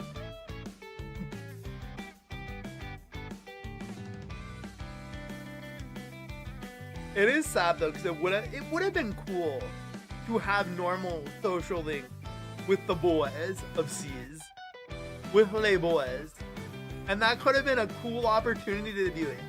But instead, they said no, we're gonna be bad people.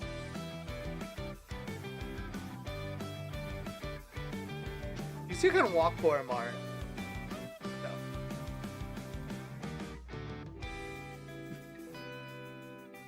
Koramar is social. I'm saying heinous shit now.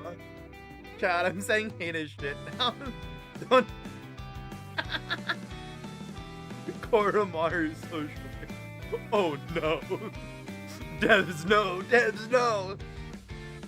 The terrible joke. I'm sorry, chat. I'm tired. I shouldn't. That's a bad joke. Devs, no. Don't put the Koramar social link only in the Pepsi fruit. Don't do it.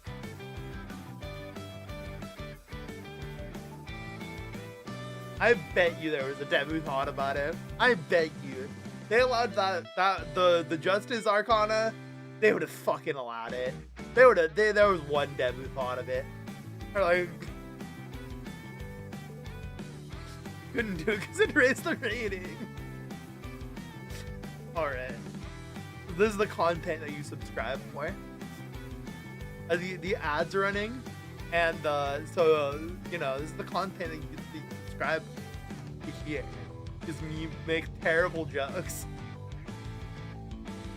Oh man. I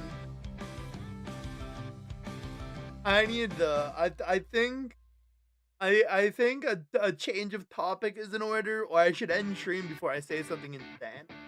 I think I already said something insane.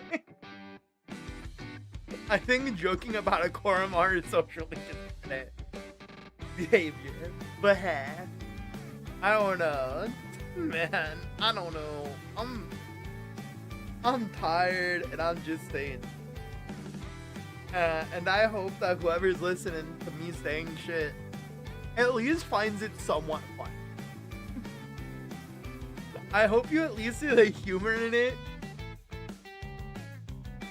and understand that I'm making fun of the developers.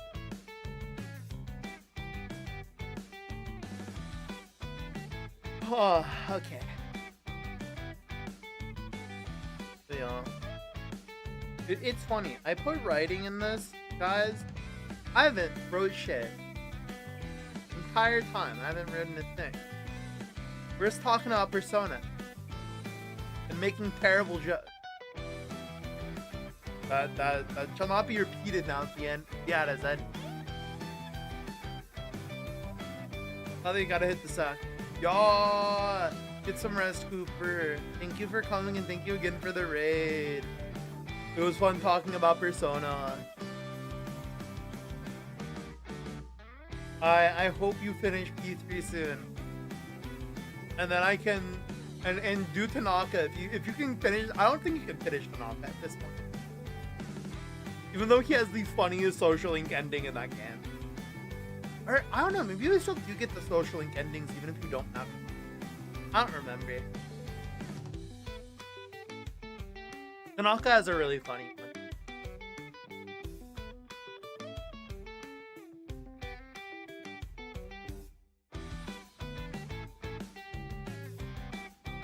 Oh, man.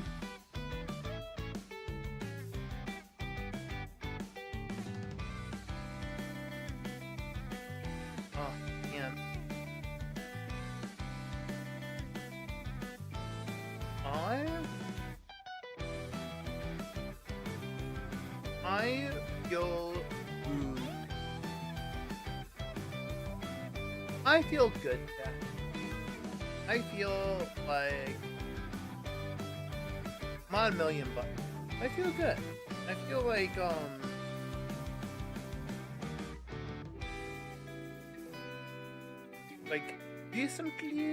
decently I've enjoyed our past stream. Even if you know, mostly been art. I don't want to break from being in the Arknights world. I'm excited. I don't know if we'll do Enfield tomorrow, or Genshin, or Metaphor. It might be Metaphor, because I don't want to continue Metaphor. I need to get back on Path of Radiance. We need to, like, grind out.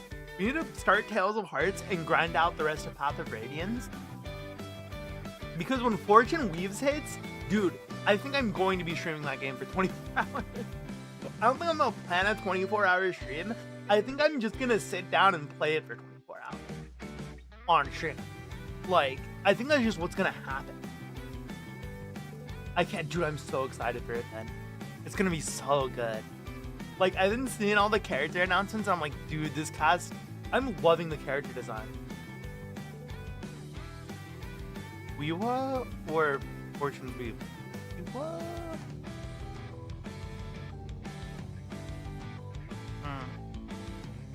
What's Weewa? That might be a dumb question. So maybe I, like, definitely know what Weewa is, and I'm, like, just not thinking it. Oh, Wind's Waves.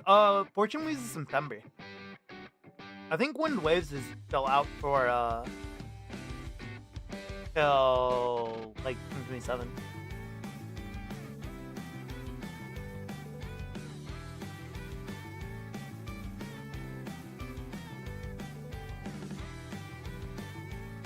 I just saw a Twitter post that says Hunter x Hunter will have a big announcement on the 2nd. Ain't no way.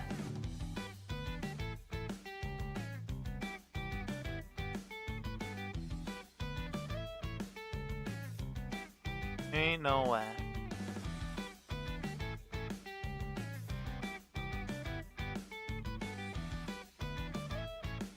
I don't believe that.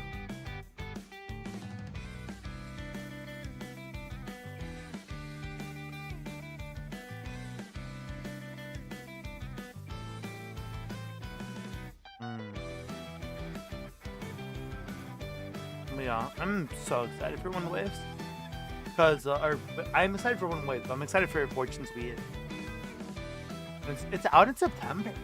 It's out soon. Which is very exciting. It's very exciting. I'm so in love with, the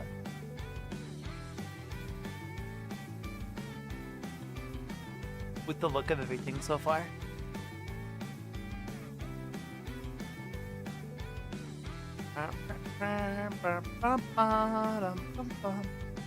Like, especially, I'm especially loving how,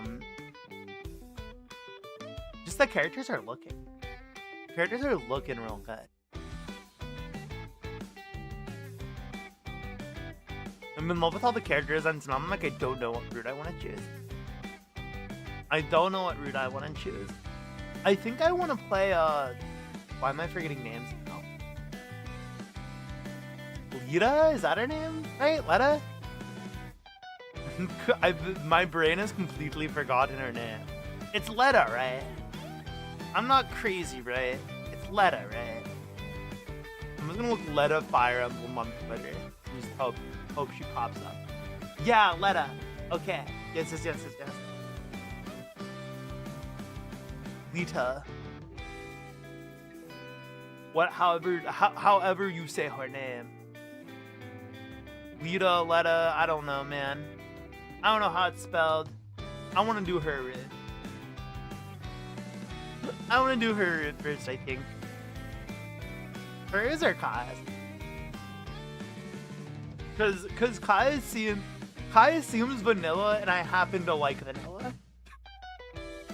Kai seems like a very vanilla Fire Emblem protagonist, and I'm always down for vanilla. I don't think there's anything wrong with vanilla. Those are delicious flavor, exactly.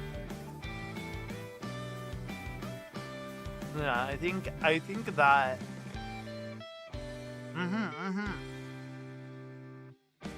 I think I'll probably do like Theodora and Dietrich last. It's crazy that I'm the most excited to do them, and I'm like also like, what the fuck's her name again? In my defense, the other ones have like very much more easy to like more memorable names to me.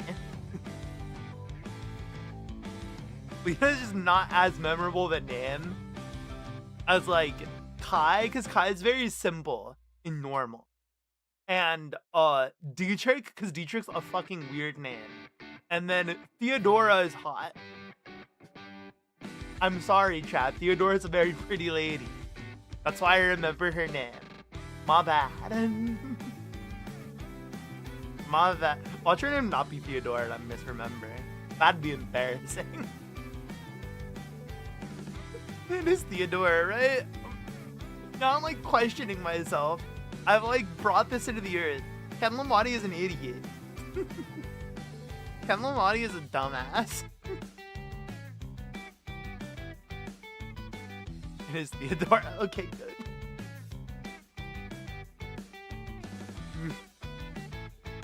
Known dumbass Ken Lamati.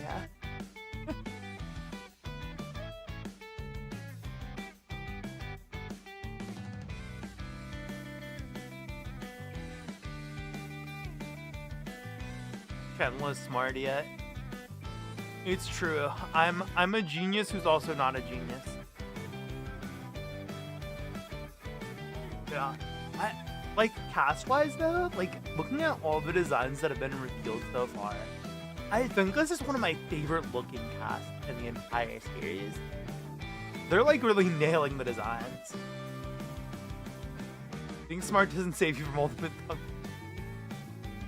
Like forgetting the name of the character that you want to play as Root the most and remembering the three other ones. It's okay. I said I forgot her name, but I didn't. Okay, I didn't forget her name. I remembered it. I said her name. I just was unsure about it. I was just not confident that that was her name, actually. That's the truth. I'm not stupid. I remembered all the names.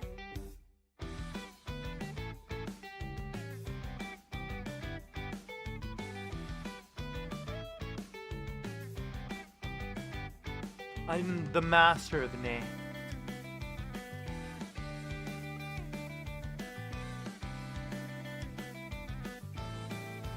You know what the craziest thing is? I like got double flashbang by it actually. So the voice actor for one of the characters in Kai's room, Peter, is the voice actor for him is the actor that plays the guy from Obsession. And he's also Mick Leo in Tales of Hysteria. And that blew my mind. One, because for some reason in my head, Mick Leo is a completely different VA. And I was like, huh? I was like, wait. I was like, no, that is him. I don't know why I thought it was a different VA. But, no, yeah. Mick Leo, Mick Leo is the guy from Obsession. That's his VA.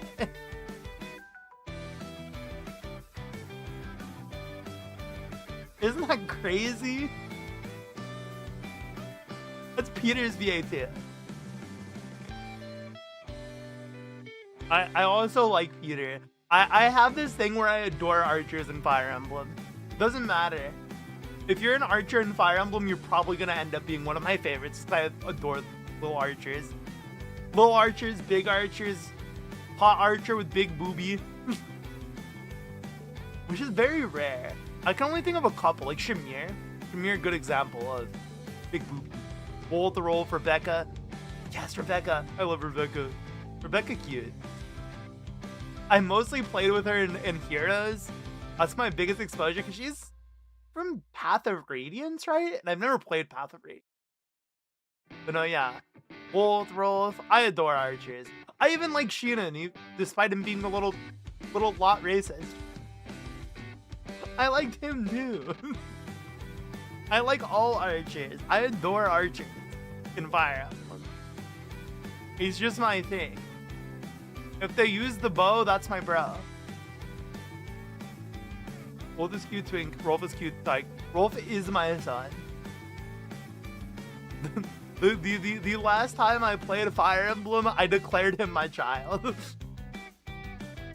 Because he got a crit with the longbow and it helped a lot. And I was like, that's my son right there.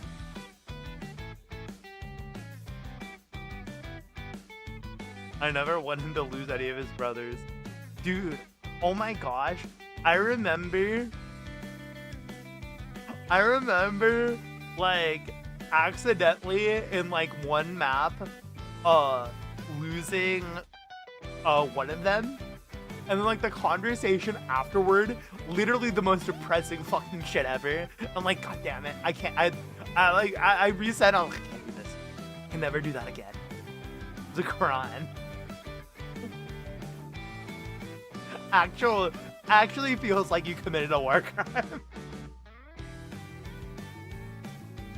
It actually feels like you committed a war crime. Apart from the war crime you're already committing of sending a toddler onto the battlefield.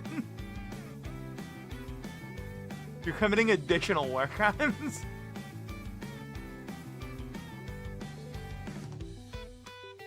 I love, there's a YouTube video where someone like counted all the war crimes committed by each Fire Emblem protagonist. I forget who ranked first. Was it Corrin either ranked as the least or most? I think it was most. I think Corrin committed the most war, if memory serves. Because I think the whole joke was that Corrin like keeps talking about being a passive.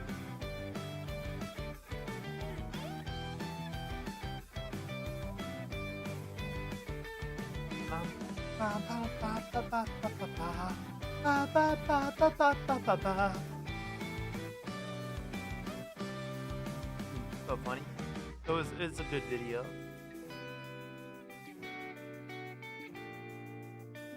Corrin, I mean, we'll show them our peaceful ways by force. Cedits is such a funny game. Cedits is such a funny Fire Emblem game. It's like one of those games where it's like, I know that it's not the best, but it was like also one of the first Fire Emblem games I played, and I played a lot of it. The music's great. The music's awesome. And fits. I was like, oh my god. I've told this story in the past. I'm gonna tell it again. So, you know, big controversy of Fire Emblem fans. I love most of the playable characters. Usually I love all the playable characters. There's a couple of playables in Fates' roster that I hate. I ended up enjoying the child units in the DLC more than most of the cast of Fates in normal Fates. The DLC with the child units is actually so much fun. It's actually such a cute story. Fates itself might not be very, like, the best story, but I think the DLC clears. DLC clears, man. That DLC, very good. Heirs of Fate, kind of a bang. Days of Future Past? No, I think it's called Heirs of Fate. Isn't Days of Future Past X-Men? Okay, that's Awakening. It's like, isn't that X-Men? Isn't that the X-Men movie? That one X-Men movie?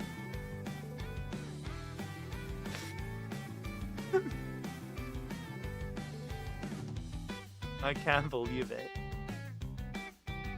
But yeah, I think that's the Awakening one. But Heirs of Fate in Fate is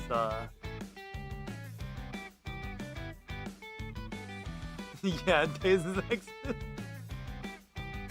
Yes, X-Men Days of Future Past, my favorite Fire Emblem DLC. I loved when Magneto got a sword and beat the shit out of Anonymous.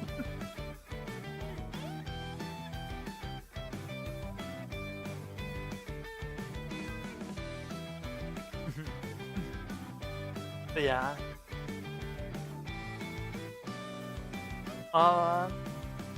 No, Fates was so much fun. But anyway, to get back to the story I was gonna tell. So you know how big controversy of Fate was that they let you date your siblings and conveniently came up with a reason why they weren't your siblings. I think everyone remembers that, right? So imagine you're me, right? And you're like, okay, I wouldn't want to do that. But you know what? There's this cool character who, like, I actually like this character a lot. Sure, I'll have my Corin marry her. And she, you know, she's really pretty, and she's the singer class. It's a great class, right? You get to sing to your units, you know. She's cool, she's pretty. And like, she's also the only female unit in the game who has a kid. And also, it's revealed in Revelations that she's your fucking cousin.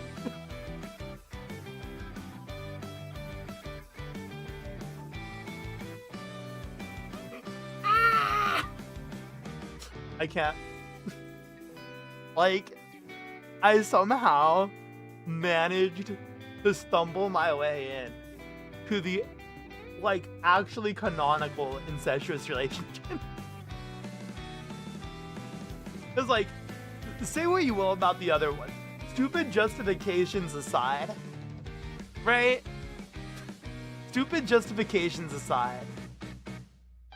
Dude, no. You wanna know? You wanna know what, Ben? You wanna know what's worse?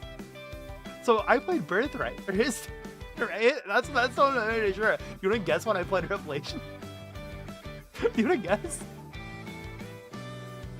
You wanna take a guess on what I did, Ben?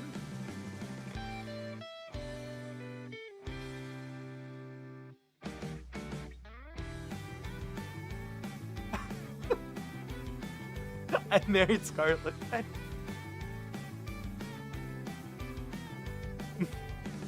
My Kana, I got Kana literally like and then Scarlet died immediately. It was like comical. I did the S rank. The chapter Scarlet died.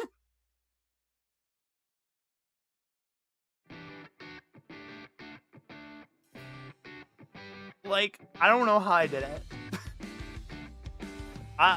I'll be truthful with you. I don't know how I pulled it off. I don't know how I pulled it off. I really don't. I managed to go the true weirdo route in my first playthrough of the Birthright. Then I played Revelations. The reason I played, like, skipped straight to Revelations, by the way, was I had a friend who played Conquest and basically told me what happened.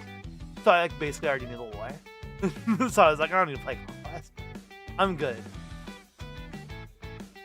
Which is good, because I would have been sad, because I like Takumi a lot. I like Takumi a lot. That's my fucking boy. And in Conquest, you have to admit that your goat's kind of washed. Convinced everyone in Conquest has brain damage. Listen, Prince Ryoma is pissed off, but he will wait patiently for 25 turns. But then he will have his revenge.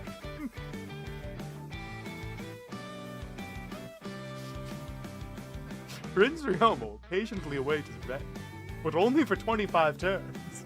That's always what I think about. Whenever I think about conquest writing, I think about the dialogue box that Prince Ryoma will patiently wait for his revenge for 25 turns. Like, imagine how much scarier that map would have been if Ryoma was just chasing you down the entire fucking time and just trying to kill your units. I'm telling you, intelligent systems are cowards.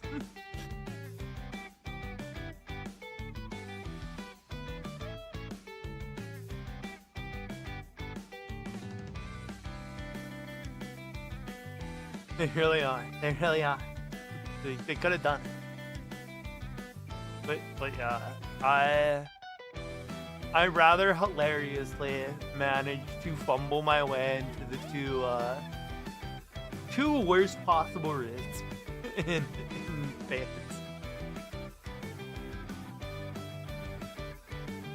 And so my Kana didn't have a mother in the second one.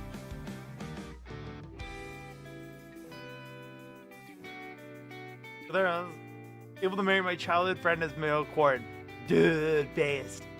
I adore Silas. I adore Silas. If there was an option to marry Silas, I would. That man's the guy. I love that he is one of the units that will join you no matter what. It's like so peak. It's so peak. Peak best friend energy. That's your ride or die right there. He said, "Oh, you're siding with Hoshino, bro? I'm siding with Hoshino." Dude, what a coincidence. You're going down a pit. You're choosing neither, bro. That's sick. I'm choosing neither too. What a coincidence. The GOAT. No matter what. His side is bro's side, and like, hey. Whoa, you're gay, bro? Dude, I'm gay. I do think it's crazy that, because they do have gay relationships in Fates. They do have like a couple same-sex relationships in Fates. I don't think they have any for female Corn, but I might be wrong. Just one each? Oh, okay, they do. Oh yeah, isn't it, I forget who the one for, oh, is it Solier? Solier, Solupol, blah, blah, blah, blah. Is she the one for female Corn? Or is it someone else? I don't know. I don't remember. I did one playthrough as female. Oh, it's for Ja and Nile. I see. Niles is a good pick, but I also think that they should have allowed Silas. I think they should have allowed Silas. That's my take. Bueno, I did one route as a Femcorin, and here's my controversial thing I did. Are you ready? Are you ready? I married Takumi. When I did my femme corner, for a good reason. For a good reason. That's my fucking son. His kid is my son. His kid is my son. So like, I'm sorry.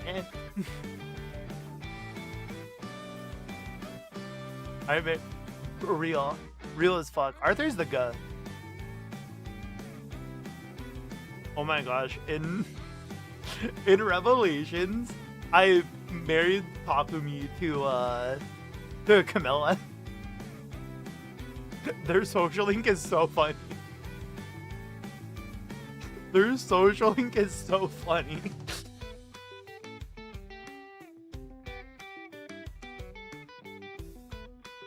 I love having Kana, Percy, Takumi and Camilla.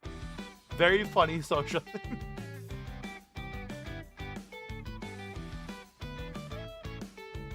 It genuinely feels like he's being gaslit into the relationship.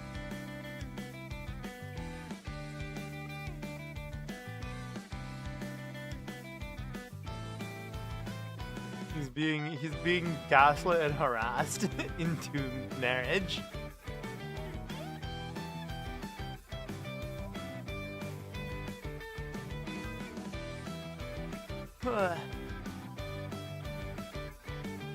Don't ultra crazy when you left your incestuous sister for Hoshida.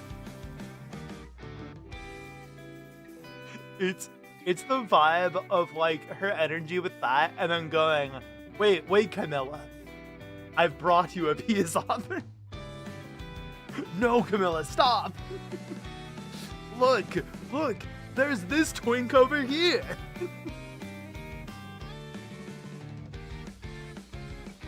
It's a tag. It's a real tag. And then Kiragi gets her skills, and it's kind of funny. It's her skills, and I think he inherits her strength growth, which is kind of disgusting. I think he ended that playthrough. Their son ended that playthrough at top strength, and he crit a lot. It did a lot of damage, and I was like, this is worth it. Good social link, and their kids OP. What more could you want?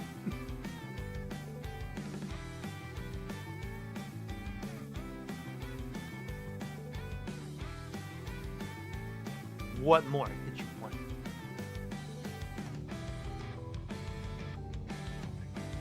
But yeah, very, very funny. Very funny situation of my first two playthroughs of Fates.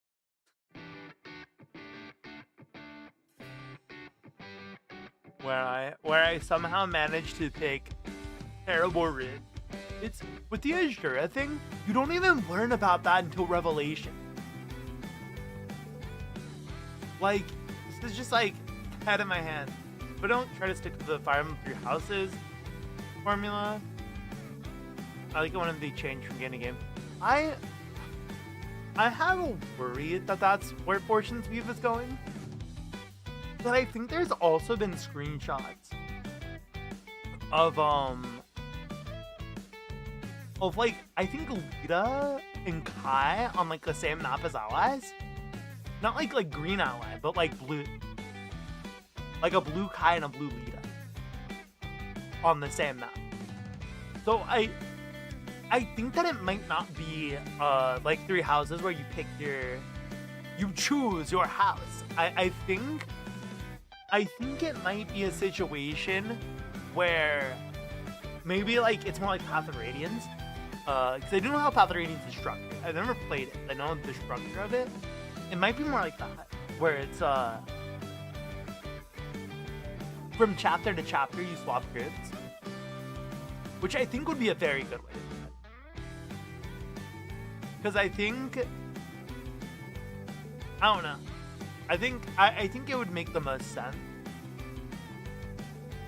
and also make it so that one route doesn't end up feeling tacked on. Because like, you can kind of tell that they didn't plan on Crimson Flower existing until late in development. Which I don't know why. Like, I don't know why that would be something that they only added late in development, but it really seems like they only added it late in development. Yeah, it's only like 7 chapters, right? Post time skip for Crimson Flower.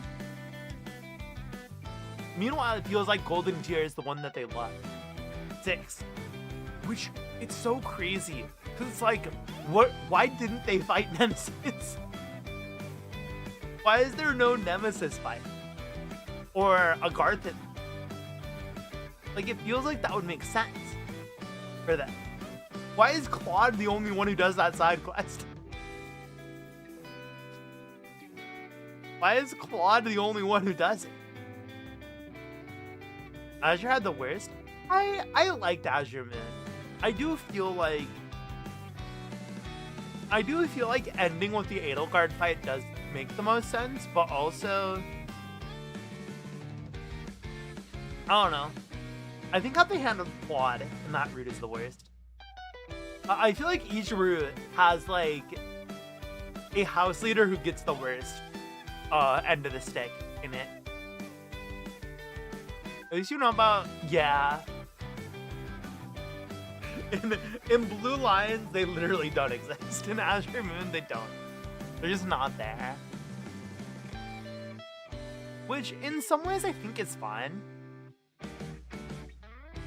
Because I do think it was more important, like, the heart of that narrative was Edelgard to be created for that reason.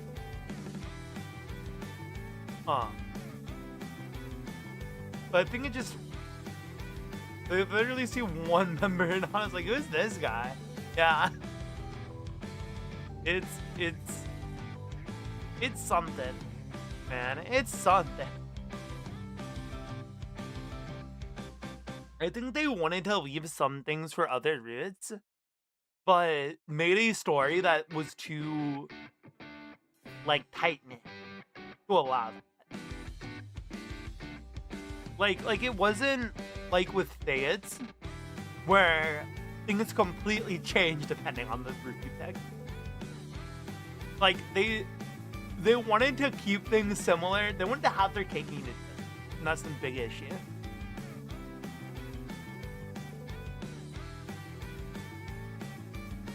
Craziest thing is in Golden Deer where Dimitri gets killed off screen.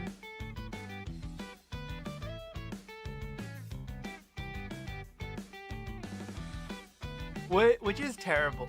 Like, I think the reason that happens is writers probably realize there's actually no reason for like Dimitri to not be able to be recruited into the Golden Lions route. I feel like Forks can resolve a convoluted story as well if they have Forks. Please don't make us do the same thing again until time skip. Or the branching paths within a path with the church or Edelgard. Yeah. It doesn't feel like there's gonna be a time skip though for Reed. I feel confident in saying that we're probably gonna stick with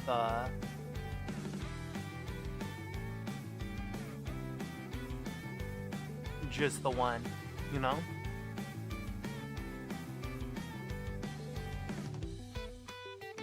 Because it doesn't seem like there's much reason to.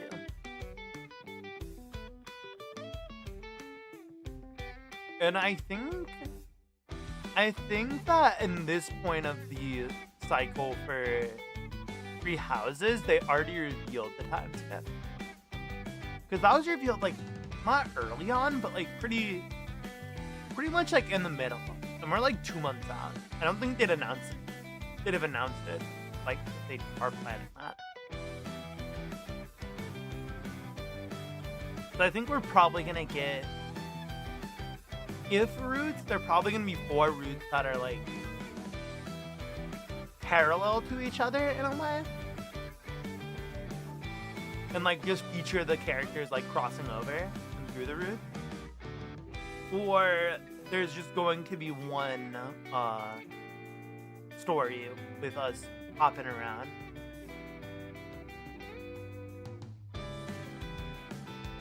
That is my theory.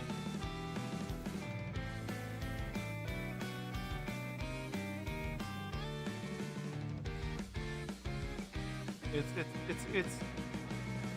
to me. I think what makes a lot of sense to me is like, better explain what I mean. Each route is gonna kind of have like its own story that like intersects with the other routes occasionally, and then they each have their own. So like by at a certain point, all the routes like converge, and depending on whose route you're doing, you get there at, right? So I think it might be something like that. If it's 4 different routes. Because that's what makes the most sense to me. end would be the coolest. I do kind of want it to be, for the most part, one consistent story-ish. And, like, you see different angles of the same story. Because I've always liked that, like, approach to storytelling. I think that can be very cool. Like, as long as we're getting different maps, then I think doing something like that's okay. Because then, like, you can see all the different perspectives of the conflict. And I think that'd be very cool.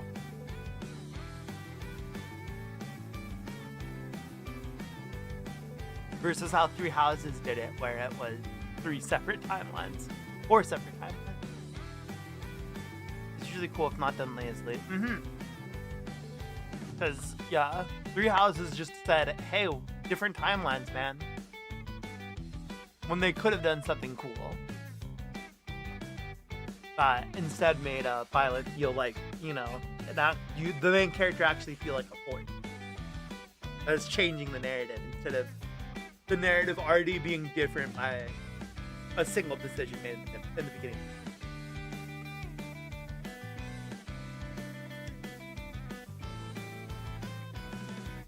I don't know, man.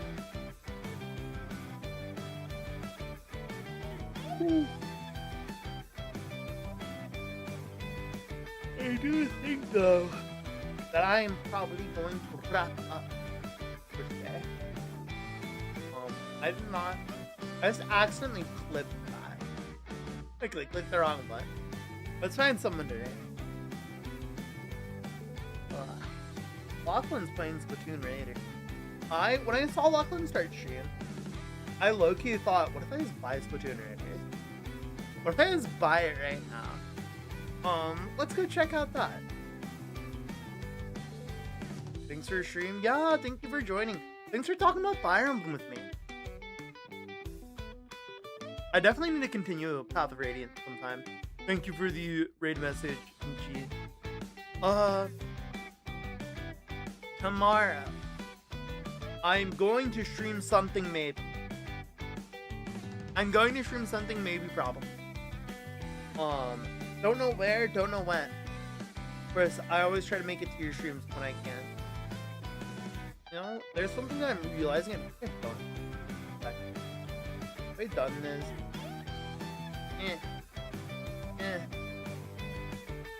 There we go. Alright, there we go. Yeah. I will be streaming tomorrow at some time. Why? What? At some point, I'll be streaming tomorrow. Don't know where, don't know when, don't know what. Maybe Genshin, maybe Arknights, Enfield, maybe Metaphor. One of those 3 for sure. So that sounds cool. Ground to that. Tomorrow at sometime. I think my D&D is canceled tomorrow. But who knows? Totally possible that the person who's like, I don't think I can do it, wakes up tomorrow and goes, nah, fuck it. So I don't know. Either way, I do want to stream tomorrow. So. Yeah. Let's send us over to Lachlan. Let's send the party over to Lachlan. He's a cool guy with star eyes. And when he streams, he makes some good time. And he when he cooks the pizza, it's a fire pie. And bars, man. I'm not a rapper. I'm bad. Alright. If you guys have more adventures are going on, stay safe out there. Don't do anything stupid. I appreciate you whether you're following, not following. If you're not following, what are you doing? Hit that follow button. Or if you're on YouTube, hit that subscribe button. I don't think anyone watches this on YouTube, but I'm gonna still say it anyway. You wanna watch Milgram? Milgram's very popular on YouTube. Anyway, before I get myself too distracted. I'll be seeing you guys. You're not a rapper, you're an adventurer. Real. I'll be seeing you guys. Tomorrow. Feeling tired like me. Head to bed. We got more adventures to go on tomorrow. That's the line. Alright, bye bye. Ken Lamadia.